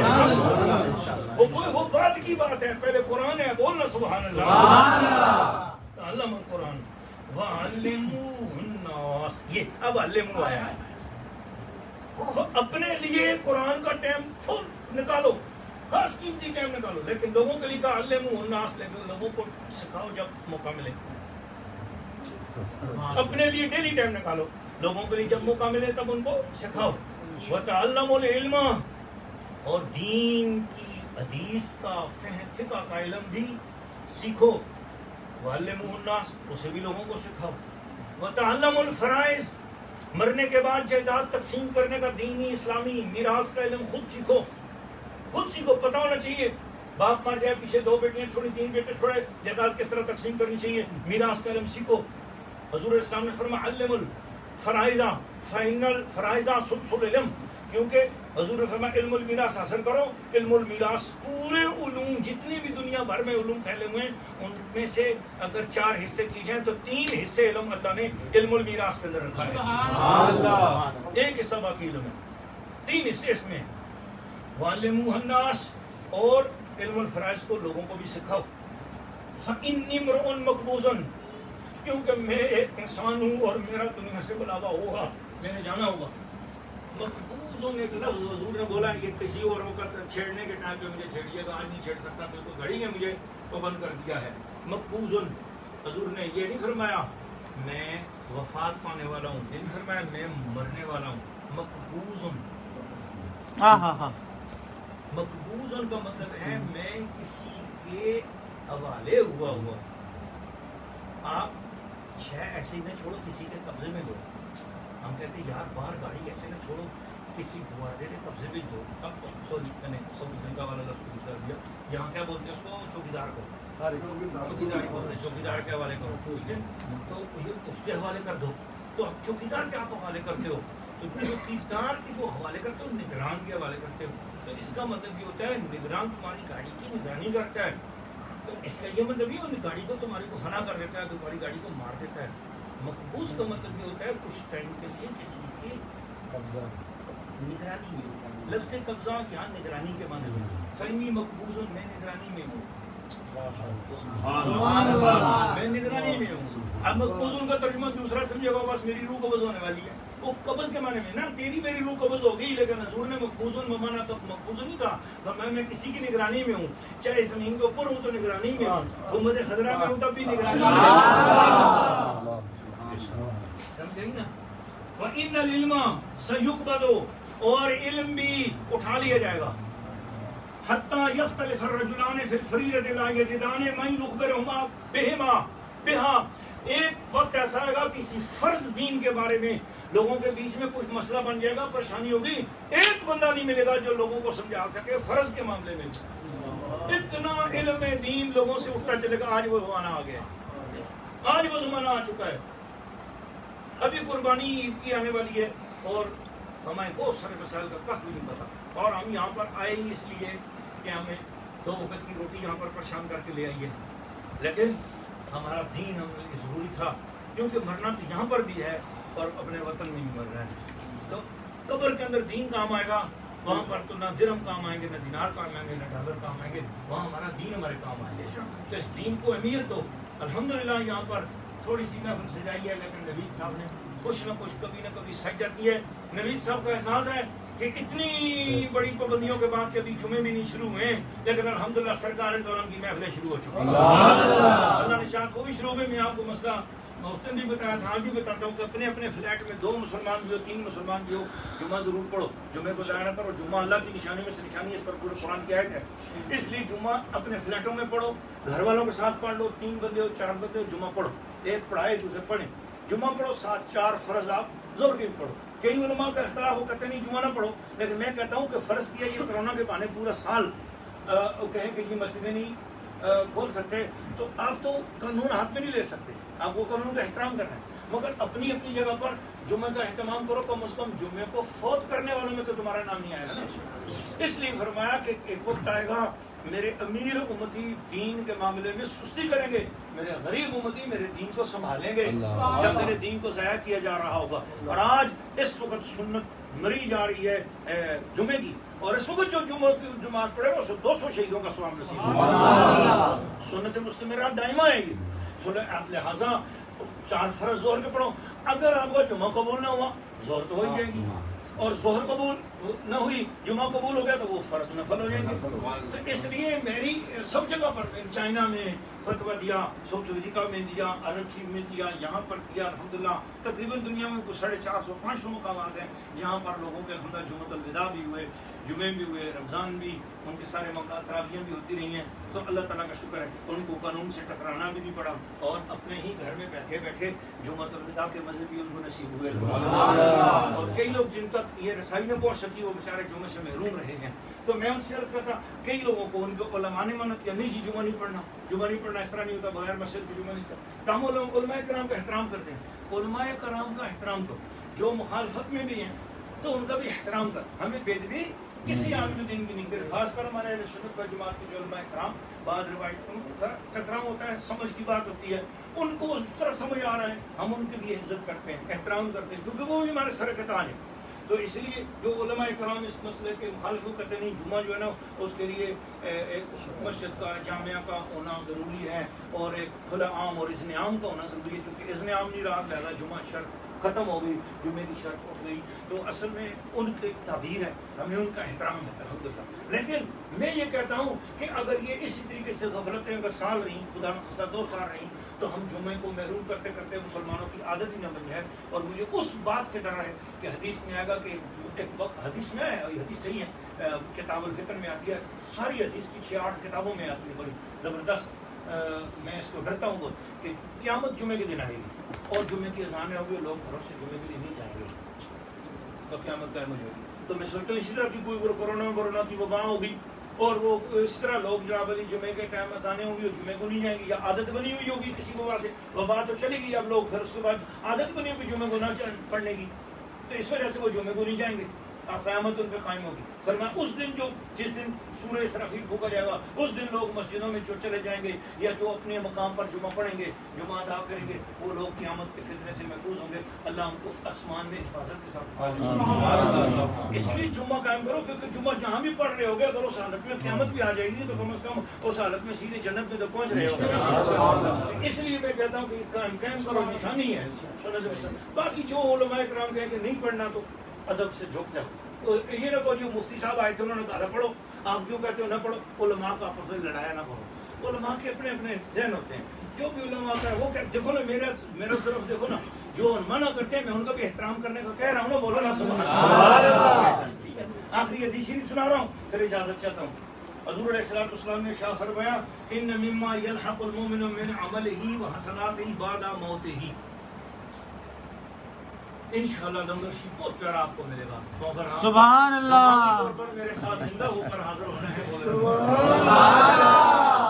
مرنے کے بعد انسان کو جو چیز ملے گی، اللہ کے پیارے محبوب نے ارشاد فرمایا اس کے عمل میں سے اور اس کی نیکیوں میں سے جو ملے گی، اس کے عمل میں سے اور اس کی نیکیوں میں سے انسان کو مرنے کے بعد جو چیز ملے گی، تو جو بھی ملے گی وہ بعد میں سنتا ہوں. پر ایک بات آ گئی کہ مرنے کے بعد انسان کو اس کے عمل میں سے اور اس کی نیکیوں میں سے جو چیز مرنے کے بعد بھی ملے گی، مطلب ہے وہ چیز چھوڑ کر پیچھے گیا ہے اور مرنے کے بعد قبر میں پہنچے گی.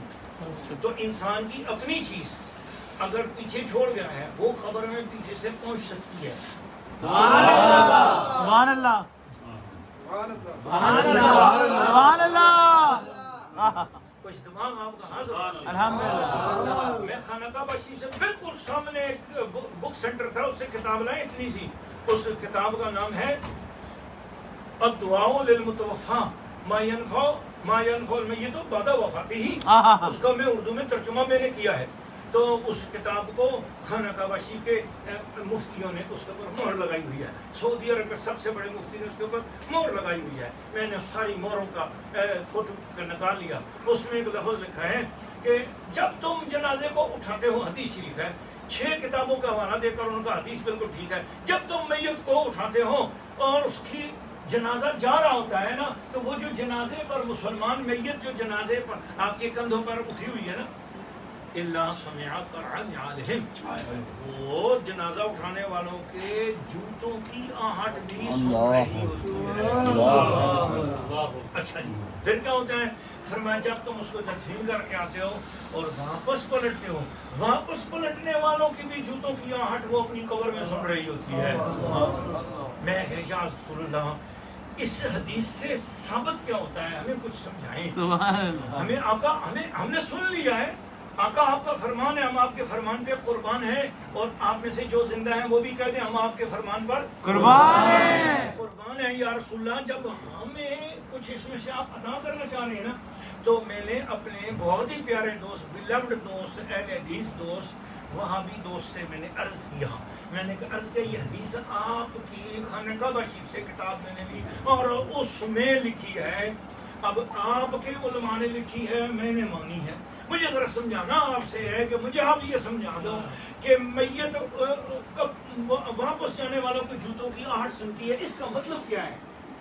مطلب تو سیدھا سادہ ہے، واپس جانے والے جا رہے ہوتے ہیں، ان کی جوتوں کی آہٹ اس کو قبر میں آ رہی ہوتی ہے. میں نے کہا کچھ اس کا مطلب اور بھی ہے. اچھا آپ بتاؤ. میں نے کہا جی مطلب ہے. حضور نے فرمایا کہ جو جوتے واپس جا رہے ہوتے ہیں نا جی, واپس جانے والے بوجھل قدموں سے جاتے ہیں, غمگین قدموں سے جا رہے ہوتے ہیں, دکھی ہو کے جا رہے ہوتے ہیں کہ آج یہ ہم سے جدا ہو گیا جانے والا, اب زندگی بھر دوبارہ یہ ملاقات نہیں ہو سکتی تھی, تو وہ غمگین قدموں میں سے جاتے ہیں.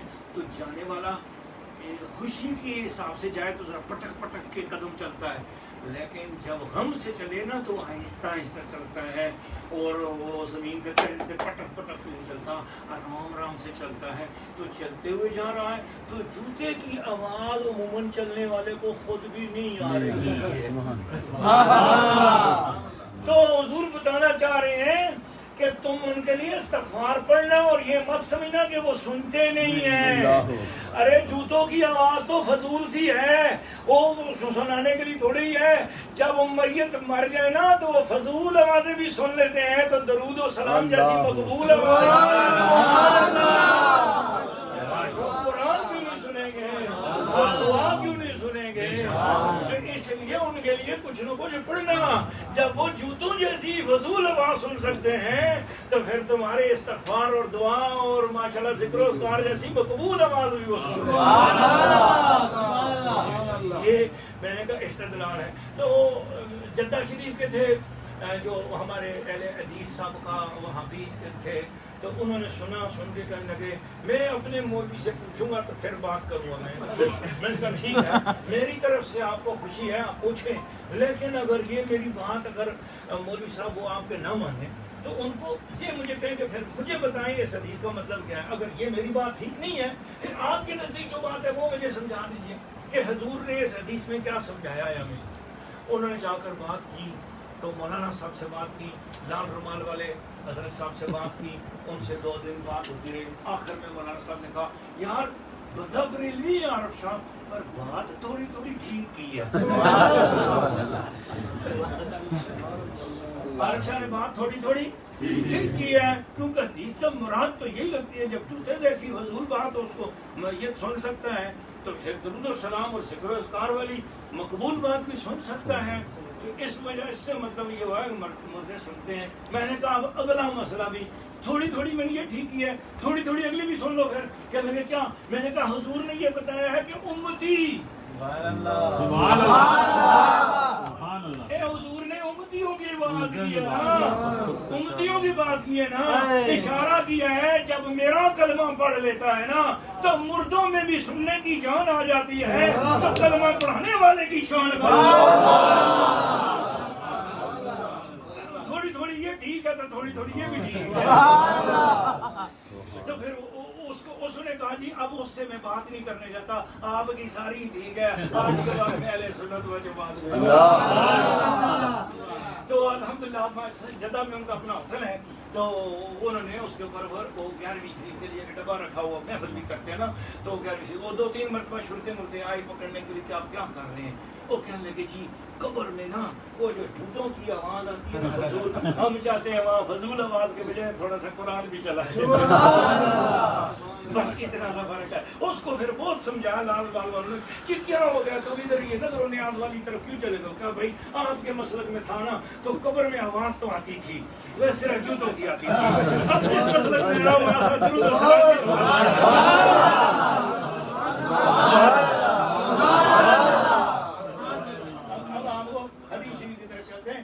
مما یلحق المؤمن من عمله وحسناته بعد موته, بے شک مومن انسان کو اس کی موت کے بعد جو عمل اور اس کی جو نیکیاں پہنچتی ہیں ان میں سے جو چیز ہے علما علمہ ونشرہ, اس کو وہ علم وہاں پر پہنچتا ہے جو اس نے لوگوں کو سکھایا یا جو لوگوں میں پھیلایا. سبحان اللہ. لوگوں کو سکھایا یا جو لوگوں میں پھیلایا.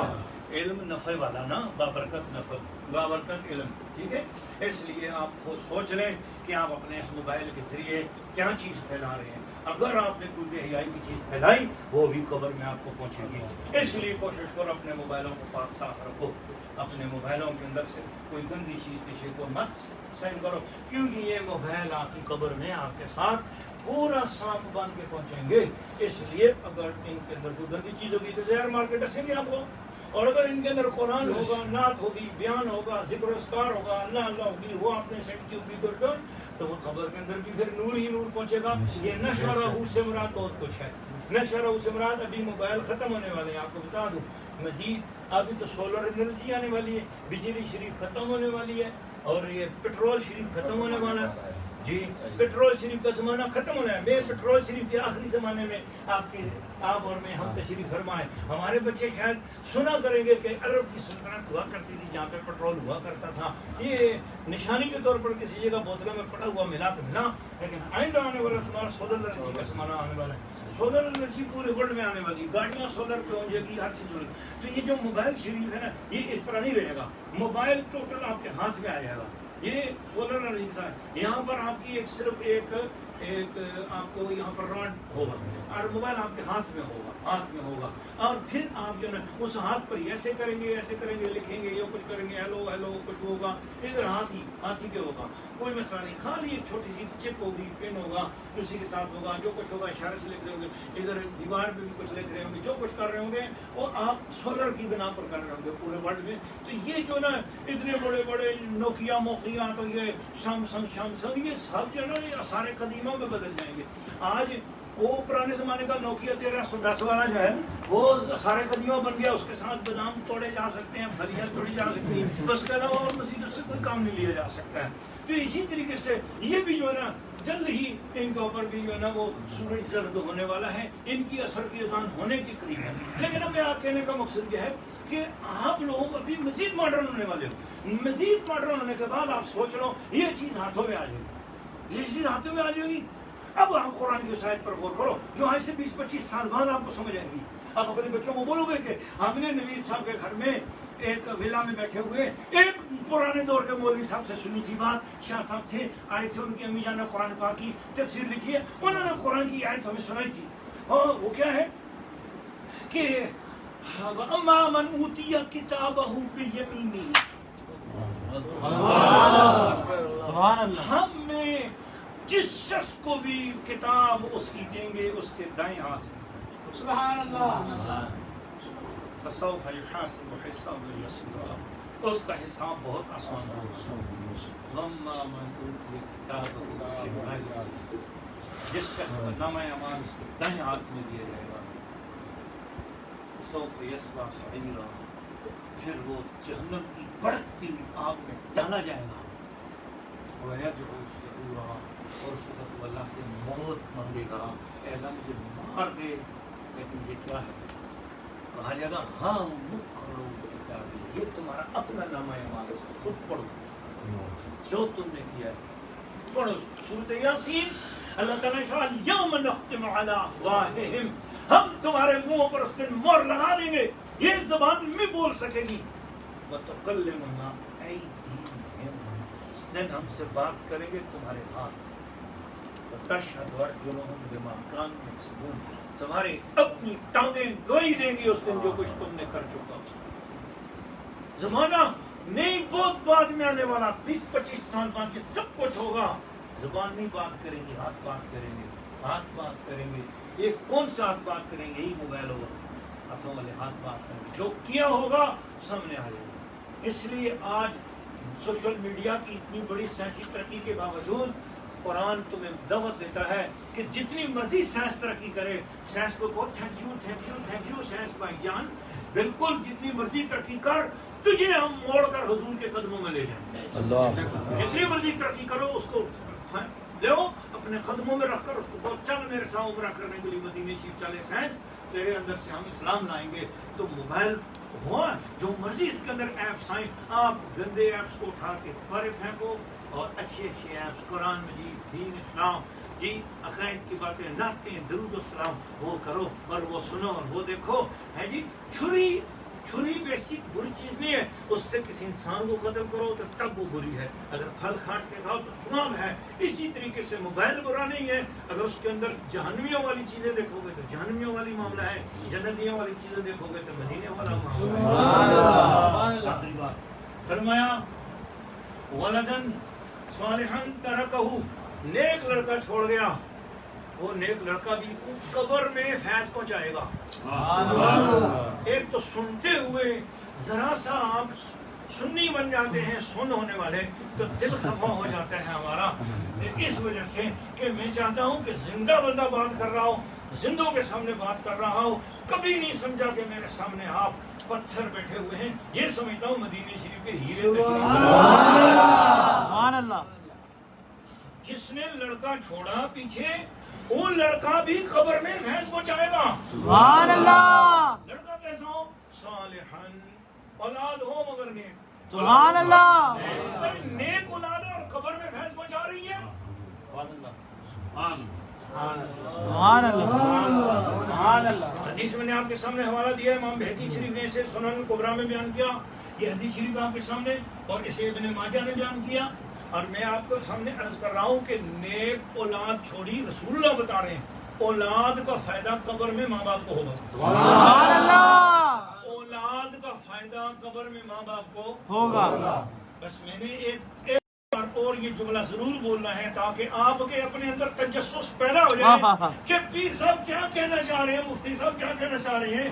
ہم غور کر رہے ہیں. تیسری بار ضرور بولوں گا, میں دوسرے کو بولوں گا ضرور, میرا بولنا فرض ہے تاکہ آپ کے دماغ میں اگر کہیں کوئی کھڑکی بند ہے تو کھلنے کے لیے پوری طریقے سے تیار ہو جائے کہ حضور نے فرمایا نیک اولاد کا فائدہ قبر میں ماں باپ کو ہوگا. بس میں نے اس نے سوچا, مجھے بتاؤ جتنی مرضی اولاد نیک ہو جائے ماں باپ سے درجے میں بڑھ سکتی نہیں. سبحان اللہ. سبحان اللہ. میرا فکرہ پھر سنو غور سے. حاجی مجتبیٰ صاحب بڑا پیار سے غور کر رہے ہیں, کہتے ہیں بڑا ہی مزہ آیا حدیث صاحب, آئندہ بھی میں سناؤں گا سب جگہ. چشتی صاحب کو تو مزہ آ ہی رہا ہے, لیکن میں ایک بات کر رہا ہوں نا محبت والوں, میں نے کیا کہا, حدیث ہے میرے سامنے, ابن ماجہ کی آپ کو سنا رہا ہوں, میرے سامنے ہے, ٹھیک ہے.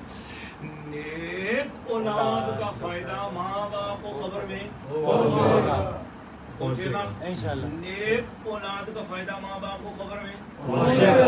ایک بار اور دہراؤں گا, تکلیف معاف. نیک اولاد کا فائدہ ماں باپ کو قبر میں پہنچے گا. پھر میں بولنا چاہتا ہوں کہ ہم میں سے کوئی بندہ یہاں بیٹھا ہوا ہوں, کھڑا ہو جائے, میں اس کے پاؤں چومنا چاہتا ہوں جو اٹھ کر یہ بولے کہ جی میں اللہ تعالیٰ کی طرف سے اتنا نیک ہوں کہ میں اپنے ماں باپ سے بھی زیادہ بڑھ گیا ہوں درجے میں. کوئی ہے ایسا بندہ؟ کوئی بھی ہم مسلمانوں میں ایسا ہے جو جتنا مرضی نیک ہو جائے, ماں ایک حج نہیں کر سکتی, پتر 100 حج کر لے, پر امی سے آگے بڑھ سکتا ہے.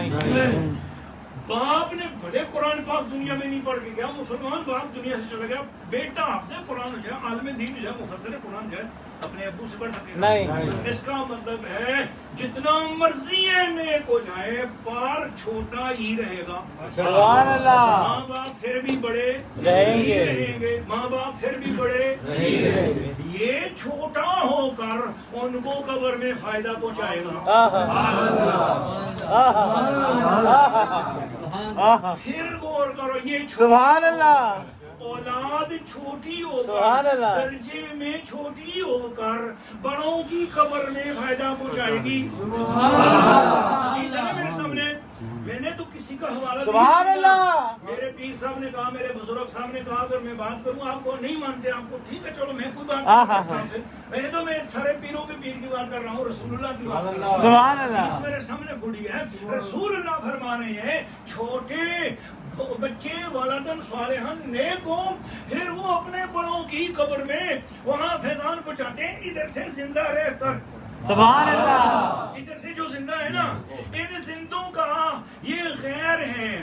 اب امی ابو قبر میں چلے گئے, ان کا ان کے ساتھ جو تعلق ظاہری ہے وہ ختم ہو گیا ہے, مگر اولاد ہونے کی وجہ سے, نیک اولاد ہونے کی وجہ سے, بچی یا بچہ, بیٹا یا بیٹی, پوتا یا پوتی, نواسا یا نواسی, ان کا فیضان اپنے بڑوں کی قبر میں پہنچتا ہے. ان بعد والوں کا فیض ان کی قبر میں پہنچتا ہے. جبکہ یہ درجے میں بھی چھوٹے ہیں, وہ درجے میں بھی بڑے ہیں.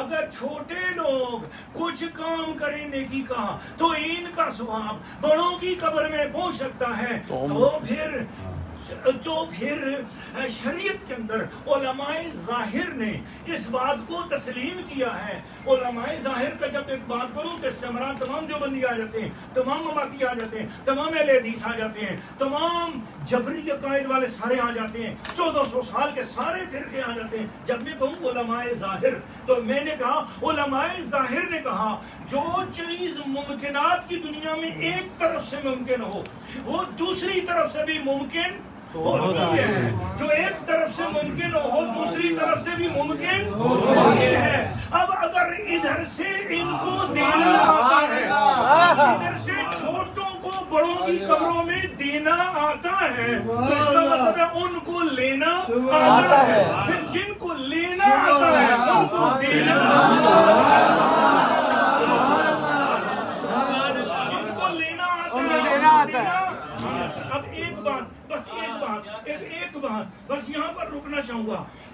ہم چھوٹے ہوئے, جن کو ہم نے دیا وہ بڑے ہوئے, وہ بڑے ہو کر لے سکتے ہیں. اچھا کچھ ایسے بھی ہیں جن کے لیے سارے ہی چھوٹے ہیں.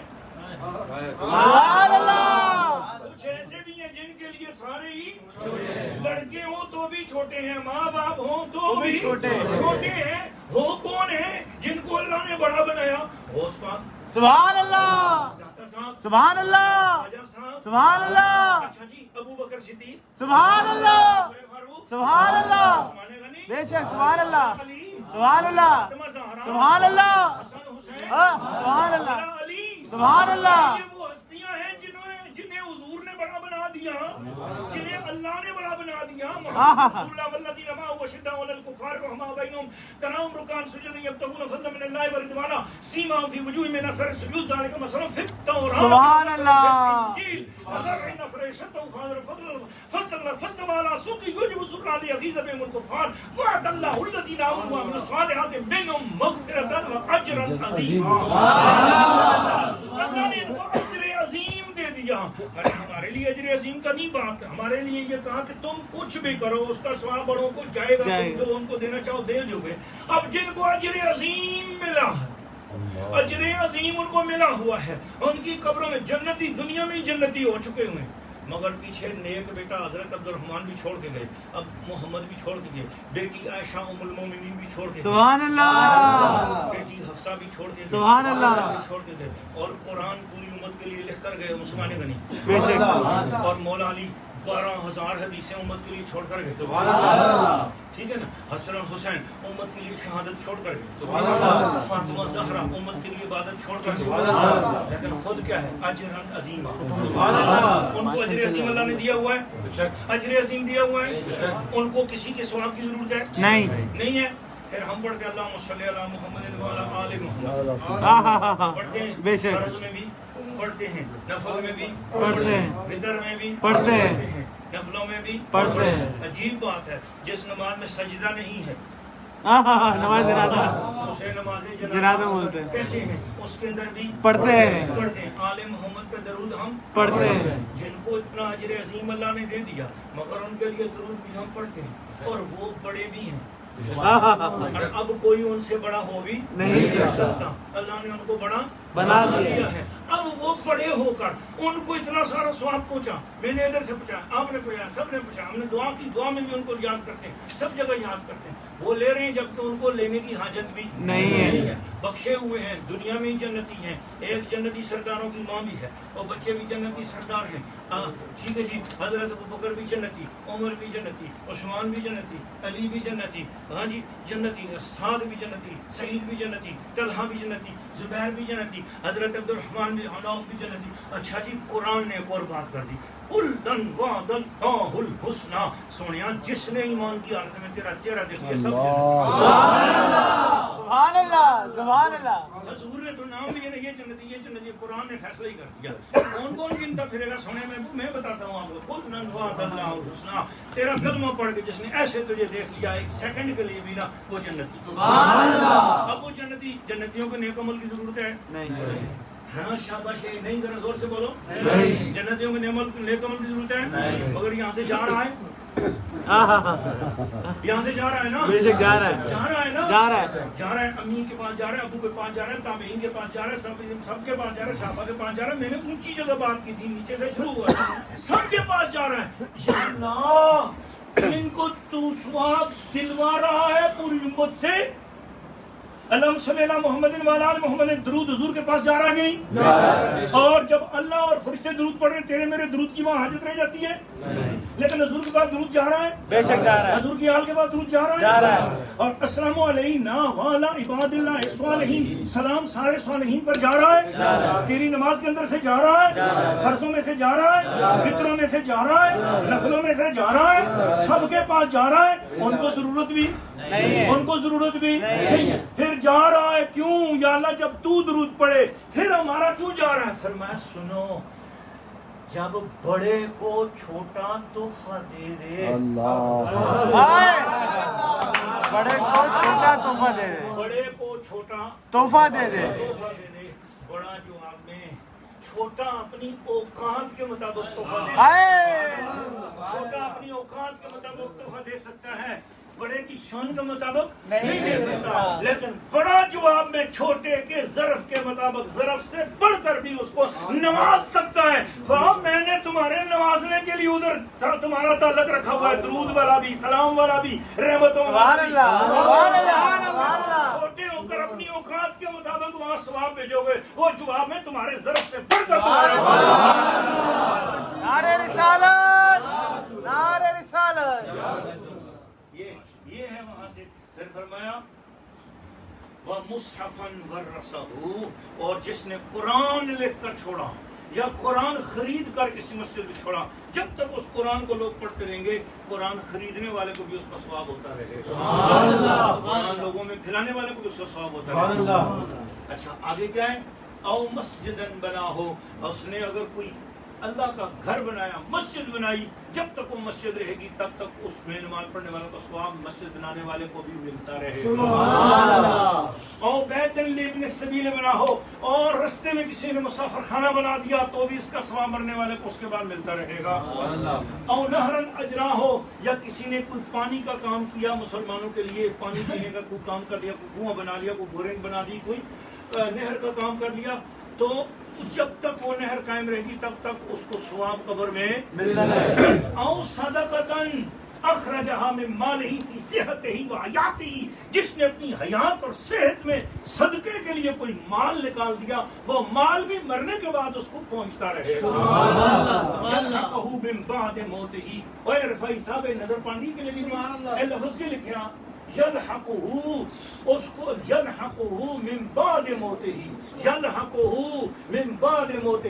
میں نے یہ حدیث شریف کتاب یہ بند کر دی ہے، بس میرا ابو خدبو اینڈ پہ ہو گئی، کیونکہ میری گھڑی نے کہا پیر صاحب کب کا آپ کہہ رہے ہیں کہ آخری بات، اور اب آخری بات. اللہ کا شکر ہے انہوں نے گھڑی، شکر ہے ٹائم کے مطابق ملا رکھی ہے، اگر ایک گھنٹہ پیچھے رکھی ہوتی تو پھر کیا ہوتا. بولو ذرا سبحان اللہ. اچھا بات یہ ہے، ہاں تو پاکستان میں ایک بج ہی گیا ہے نا جی. اچھا بس یلحقہ من بعد موتہ، یہ ابن ماجہ کی روایت آپ کے سامنے رکھ کیا. رسول اللہ نے فرمایا مرے گا نا جب بندہ، تو اس کے مرنے کے بعد وہ آ کر اس سے ملے گی، یلحقہ، اس سے الحاق کرے گی، آ کے اس سے وہ چیز آ کر ملے گی. کیا؟ نہر، کنواں، صدقہ، مال، علم، قرآن، دعا، جو بھی کچھ اس نے کیا، ان میں سے کوئی بھی کام کیا، وہ مرنے کے بعد اس کو اس کی قبر میں ملے گی، مرنے کے بعد اس کو اس کی قبر میں ملے گی. یہ میری گفتگو تھی. قرآن پاک پارہ نمبر 15 آیت کا نام بنی اسرائیل، اور اس کی آیت نمبر 19 کا آخری جملہ تھا فَأُولَٰئِکَ کَانَ سَعْیُهُم مَشْکُورًا، ان کی جو کوشش ہے وہ مقبول ہوگی. اس کی تشریح میں یہ حدیثیں سنائی. اب حدیث کا آخری جملہ یلحقہ من بعد موتہ، ان کی موت کے بعد ان کی وہ چیز ان کو ملے گی، موت کے بعد ان کو وہ چیز ملے گی. اچھا آخری بڑی یہ حاجی صاحب جو ہے کہیں گے کہ سبحان اللہ 5 مہینے کے وقفے سے محفل ہوئی، لیکن کمال ہو گئی ہے نا آپ لوگوں کے ذوق شوق سلامت الحمدللہ. میں نے بھی جمعہ جا کے پاکستان میں پڑھانے، اللہ تعالیٰ خیر پیش کرے. اچھا ایک بات بڑی محبت کے ساتھ مجھے یقین یعنی جس محفل میں آج مشتبہ صاحب علائم مصطفیٰ صاحب بیٹھے ہوتے ہیں, یہ عظیم رفائی صاحب بیٹھے ہوتے ہیں, تو یہ ذوق والے آپ سارے ہیں ہی محبت والے, خاص کر نوید بھائی کی محفل ہوتی ہے نا جو, تو اس میں آج تک جتنے بیان ہوئے ہر بیان ہی اپنی شان کے بعد تک ایسا ہے کہ وہ انشاءاللہ موت کے بعد بھی ملے گا انشاءاللہ. اچھا ایک بات میں کرنے والا ہوں, میری گفتگو اختتام تک پہنچ گئی. آپ نے یہ حدیث اکثر سنی ہوگی, یہاں پر اہل حدیث حضرات کے جتنے مدرسے ہیں ان کے اندر یہ حدیث اکثر لکھی ہوئی ہے, اور چشتی صاحب آپ نے بھی دیکھی ہوگی, سنی بھی ہوگی, عظیم صاحب آپ نے بھی سنی ہوگی, اچھا مصطفیٰ صاحب آپ نے سنی ہوگی. آپ کو اللہ رسول کا یہ واسطہ ہے کہ اگر نہیں سنی تو آپ مجھے کہہ دینا کہ نہیں سنی. اچھا سنی ہوگی تو آپ لوگوں کو بھی کام ہے کہ مجھے کہہ دینا کہ سنی ہوگی, کہ اگر طالب علم دین کا اپنے گھر سے نکلے تو سمندر کی مچھلیاں اس کے لیے دعا کرتا. سنیے. اچھا جی, میں آپ کا شکریہ ادا کرتا ہوں. آپ نے سنی ہے کہ حضور صلی اللہ علیہ وسلم فرمایا جو دین کے لیے طالب علم نکلتا ہے تو سمندر کی مچھلیاں اس کے لیے دعا کرتی ہیں. تو پھر سنی ہے تو پھر اونچی بات میں بولو, سمندر کی مچھلیاں اس کے لیے کیا کرتی ہیں؟ سمندر کی مچھلیاں اس کے لیے کیا کرتی ہیں؟ وہ کدھر گیا ہے بچہ, کدھر گیا ہے گھر سے نکل گیا, بچہ مدرسے میں گیا ہے تعلیم حاصل کرنے کے لیے, قرآن حفظ کرنے کے لیے, جسرنا قرآن پڑھنے کے لیے, قرآن پڑھنے کے لیے نکلا گھر سے, اور دعا کس نے کی؟ اللہ کا شکر ہے کہ میں جن کو سنا رہا ہوں نا وہ مچھلیاں نہیں ہیں, وہ انسان ہیں اور سن رہے ہیں بڑی محبت کے ساتھ. بہت اچھے, آئی لو یو ٹو, بہت اچھے لگتے ہیں, مجھے بڑی محبت سے سن رہے ہیں. آپ اپنے گھر سے بھی اس دین کی محفل کے لیے نکلے ہو. سبحان اللہ. آپ بھی اپنے گھر سے یہاں قرآن کے لیے, دین کی محفل کے لیے نکلے ہو. آپ اپنے گھر سے نکلے ہو. آپ میں سے کس کس نے مچھلی کو ڈو کے ذریعے یا موبائلی کے ذریعے کال کر کے بولا ہو, اور ڈیئر مچھلی میں محفل کے لیے جا رہا ہوں؟ ہم نے مچھلی کو کال کیے نہیں کیے, لیکن اللہ کی عزت کی قسم کھا کر بتاؤ, رسول اللہ کی زبان پر آپ کو اعتبار ہے؟ حضور نے سچ بولا. آپ حضور کی تصدیق کرو گے تو پھر مجھے بتاؤ, اس وقت کینیڈا کے سمندر میں اگر جو مچھلی ہے اس نے بھی ہمارے لیے دعا کی ہے کہ نہیں؟ چائنا کے سمندر میں ہے, بنگلہ دیش کے سمندر میں مچھلی ہے, اس نے ہمارے لیے دعا کی ہے کہ نہیں کی؟ اس مچھلی کو کیسے پتا چلا کہ ہم محفل کے لیے نکلے؟ علم کی محفل ہے نا, سیکھنے کے لیے آپ بھی آئے ہو, میں بھی آیا ہوں. بچہ نکلا سکول کے لیے, ہم آئے محفل کے لیے. بچے کا بھی مچھلی کو پتا ہے, ہمارا بھی پتا ہے مچھلی کو. یا رسول اللہ بتانا کیا چاہ رہے ہیں؟ فرمایا بتانا یہی چاہ رہا ہوں کہ جس نبی کی امت میں مچھلیوں کا اتنا بڑا علم ہے, اس نبی کی شان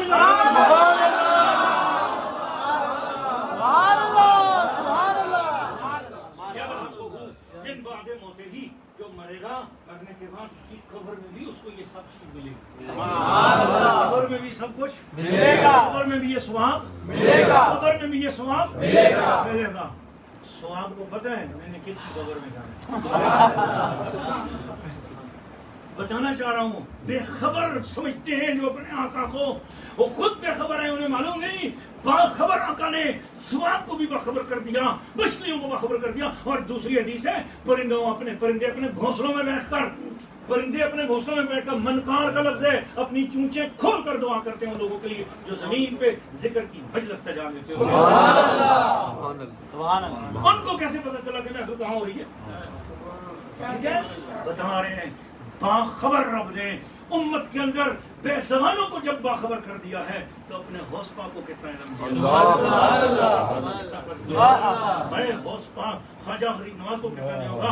ہم سے نہ پوچھو کہ چھٹی کو مناتے ہو, نہ پوچھو ہم سے کہ نابی 11ویں کو کرتے ہو, نہ پوچھو ہم سے کہ 12ویں کو کرتے ہو. صرف اتنا ہے بستہ اٹھا کے کسی دن سرکار کے فرمان, اللہ کے اختیار, اللہ کی شان کو سمجھنے کے لیے نکلو, تاکہ آپ کو پتہ چلے کہ اللہ دیتا ہے بل یدا مبسوطتان, اسے دینا آتا ہے, کملی والے کو لینا آتا ہے, اسے عطا کرنا آتا ہے. وہ فرماتا ہے ينفق کیف یشاء بل یدا مبسوطتان, اللہ کے دونوں ہاتھ کھلے ہوئے ہیں. ينفق کیف یشاء, جیسے چاہتا ہے خرچ کرتا چلا جا رہا ہے. ایک صحابی نے پوچھا یا رسول اللہ, اللہ تعالیٰ کے خزانے کتنے ہیں, کچھ سمجھائیں نا. یہی بات ہے, یہ لگی ہوئی آنکھ کو تھوڑا سا ایک آخری پھونک مارنا چاہ رہا ہوں تاکہ بھڑکتا ہوا شعلہ آگے بھڑکتا چلا جائے. یہ حضور کے ایمان کی حرارت ہمارے سینوں میں مرتے دم آمین انشاءاللہ. یا رسول اللہ جو لگا گئے ہو آقا لگی ہوئی ہے بجھی نہیں, یہ پیاس لگی رہے بس اس آخری پھونک مار رہا ہوں اپنے اندر کی بجھتی ہوئی شمع کو جلانے کی کوشش کرنے کی ایک آخری جسارت سی ہو رہی ہے محبت کے ساتھ. صرف اتنی آخری سی بات کروں گا. اللہ کے محبوب صلی اللہ علیہ وسلم سے صحابہ کرام نے پوچھا کہ اللہ تعالیٰ دیتا کیسے ہے, اس کی شان کیا ہے, عطا کرنے کی شان کیا ہے. بس آج تک جو شخص یہ کہتا ہے کہ نبی کو غیب کا علم نہیں, نبی حاضر ناظر نہیں, یہ وہ شخص ہے جس کو اللہ کا نہیں پتا, اللہ کی عطا کا علم نہیں ہے. اگر ہم کہیں یا رسول اللہ کو بھی یہاں کہہ دیا, نبی کو بھی یہاں کہہ دیا, تو کہیں شرک نہیں ہوگا. میں نے کہا آپ اس بات کو تو ذرا 2 منٹ کے لیے چھوڑ دو. ساؤتھ افریقہ میں تھا, میں جوہانسبرگ نہیں سوری ماپوتو میں تھا, تو وہاں ایک دوست مصطفیٰ بھائی میرے پاس ہے. انہوں نے مجھے کہا کہ سرکار ایک بندہ ہے اور وہ کہتا ہے کہ میں بڑے بڑے بریلویوں کو جو ہے نا میں اس بات پہ کسی کر چکا ہوں کہ اللہ کو بھی کیا کہتے ہیں, نبی کو بھی کیا کہتے ہیں, تو پھر یہ دونوں تو برابر ہو جاتے ہیں, شرک ہو جاتا ہے, تو اچھی بات نہیں ہے. اس لیے مجھے بریلوی کو جواب نہیں دے سکا, تو بہت سارے بریلویوں کو کچھ کر دیا کہ یہ جو مفتی صاحب آئے ہیں ان کو بھی میری طرف سے پیغام دے دو, اگر ہمت ہے تو مجھ سے بات کریں. میں نے کہا ان کو بولو کہ بکرے کے پائے ہمیں پکاؤ, محفل کرو, میں آتا ہوں. اس نے پکا لیے, ہمیں دعوت دے رہی, ہم ناشتے میں پہنچ گئے. ہم نے آرام سے بیٹھ کر پہلے کہا پہلے ہم گوشت پاکی فاتحہ دے دیں گے اور اس کے بعد جتنا چاہو محفل کرو, پھر دوپہر کے کھانے کا بھی کر ہی لینا. ٹھیک ہے جی جی. تو اس نے پکا لیے, سیٹنگ کر لی, اس کے بعد ہو گیا. ہم نے جناب کھانا کھا لیا, محفل کی. وہ بڑے عجیب سے دل کے ساتھ دعا کرتے رہے کیونکہ لفظ یا رسول کے لیے قبول نہیں تھا, تو یا غوث کے لیے تو ان کو قبول نہیں تھا. میں نے غوث کا نام کے پائے پکوائے تھے. اس کے بعد پھر وہ جب بیٹھے تو کہنے لگے جی کہ حضرت میرا سوال ہے. میں نے کہا جی ہاں ہمارا جواب ہے انشاءاللہ, آپ سوال کریں. کہنے لگے اللہ کو بھی کیا کہتے ہیں, حضور کو بھی کیا کہتے ہیں, شرک نہیں ہوتا. میں نے کہا یہ اللہ سے پہلے پوچھنا تھا. سبحان اللہ. کیوں؟ میں نے کہا قرآن میں اللہ نے کہا کل یا ایھا الکافرون, رسول تو بہت بات کی بات ہے, اللہ نے یا ایھا الکافرون کہا ہے کہ نہیں کہا؟ کہتے یہ ہے. میں نے کہا یہ آیت کوئی منسوخ تو نہیں ہے, نہیں منسوخ نہیں ہے. میں نے کہا قرآن میں موجود ہے, قیامت تک کے لیے ہے کہ نہیں ہے, اس زمانے کے کافروں کے لیے بھی تھی کہ نہیں, اس زمانے کے کافروں کو بھی یا پکارا گیا کہ نہیں, جب قرآن اترا ابھی جو کافر پیدا نہیں ہوئے تھے وہ بھی اس آیت میں آئے تھے کہ نہیں. ہاں جی آگے میں نے کہا اب جو کافر مر گئے وہ بھی اس یا میں ہے کہ نہیں. اگر یار کافروں کو قرآن میں یا کہنے سے شرک نہیں ہوتا تو اللہ کے حبیب کو یا کہنے سے سبحان اللہ. اوپر اٹھا جوڑ کر کہنا پیر صاحب اب دوپہر میں 11ویں کا دعا میری طرف سے. آج تک ماشاءاللہ میری بیعت بھی ہو گئی, ان کی بیوی بھی بیعت ہو گئی, وہ چائنا کی تھی وہ بھی بیعت ہو گئی, الحمدللہ فیملی بھی ساری بیعت ہو گئی اللہ تعالیٰ کی مہربانی سے. میں نے کہا یا اللہ تیری عطا کیا ہے, تیری شان کیا ہے. اللہ کی شان سے سمجھو, جب اللہ کی شان سمجھو گے تو میں نبی پاک صلی اللہ علیہ وسلم کا حاضر ناظر ہونا, غیب جاننا, یہ قسم بخدا میں باوضو حالت میں قرآن میرے سامنے ہے, میں آپ کو سچ بول رہا ہوں. یہ جو میری محفل ہے فرشتوں کو مدیح پہ حضور کے سامنے پہنچانے کی صرف ڈیوٹی لگی ہوئی ہے الگ سے, سرکار الگ سے. جس طرح اللہ تعالیٰ کے یہاں فرشتوں کی ڈیوٹی اللہ خود جانتا ہے کہ نہیں جانتا, جانتا ہے کہ نہیں جانتا, فرشتے صرف ڈیوٹی کے طور پہ ہیں. اسی طریقے سے سرکار کی بارگاہ میں ڈیوٹی الگ ہے. حضور خود جاننا چاہیں تو پردہ کوئی بھی نہیں, اور شرک بھی نہیں, اس لیے کہ خدا جو کچھ جانتا ہے اپنے علم سے جانتا ہے, اللہ کو کسی نے سکھایا نہیں ہے. اور حضور جو کچھ بھی جانتے ہیں اپنی کوشش سے نہیں جانتے, اللہ کی عطا سے جانتے ہیں. سبحان اللہ سبحان اللہ. اب حضور سے سوال, یا رسول اللہ اللہ کتنا سخی ہے, کتنا غنی ہے, اس کا جواب سن لو. پھر آج کے بعد جب بھی کوئی آپ سے جھگڑا کرے اس مسئلے پہ, آپ اس کو یہ حدیث سنا دیا کرو. اس سے کہنا جیسے اللہ کی ایک بندے پر یہ عطا ہے اس کی اپنے حبیب پر عطا کتنی ہوگی ذرا سوچ لینا. حضور سے سوال کیا کہ یا رسول اللہ کتنا سخی ہے, کتنا غنی ہے, اللہ کے پاس خزانے کتنے ہیں, اللہ کے پاس خزانے کتنے ہیں. جب ہم نے کہا کہ حضور غیب جانتے ہیں, اللہ کے پاس پھر کیا بچا. لوگ ایسے بولتے ہیں پھر اللہ کے پاس کیا بچا, جب آپ کہتے ہو سب کچھ حضور کے پاس ہے پھر اللہ کے پاس کیا بچا. اس سوال کا جواب یہ حدیث میں آ جائے گا, ذرا زندہ لوگ بولیں گے سبحان اللہ. دیکھو حضور صلی اللہ علیہ وسلم نے اس صحابی سے کہا کہ اگر کوئی بندہ اللہ سے یہ سوال کرے اے اللہ مجھے وہ کچھ عطا فرما جو آدم علیہ السلام سے لے کر قیامت تک آخری بندے کو جتنا کچھ ملے گا، پوری دنیا میں جتنا جتنا خزانے جہاں جہاں ملکوں میں زمینوں میں آسمانوں میں سارے خزانے مجھے دے دے. مجھے اللہ کی شان کے حساب سے بولو ذرا سبحان اللہ. میں شان الہی بیان کر رہا ہوں. اس بندے نے کیا بولا کہ یا حضور فرما رہے ہیں کہ اگر کوئی بندہ اللہ سے یوں بولے اے اللہ آدم علیہ السلام سے لے کر قیامت تک جتنے تو نے خزانے بنائے وہ سارے خزانے کسے دے دے؟ مجھے دے دے. سوال کرنے والے بندے نے پوچھ لیا اللہ سے، اللہ دے دے. پھر اللہ فرماتے ہیں اللہ اس اکیلے بندے کو اتنا کچھ دے دے.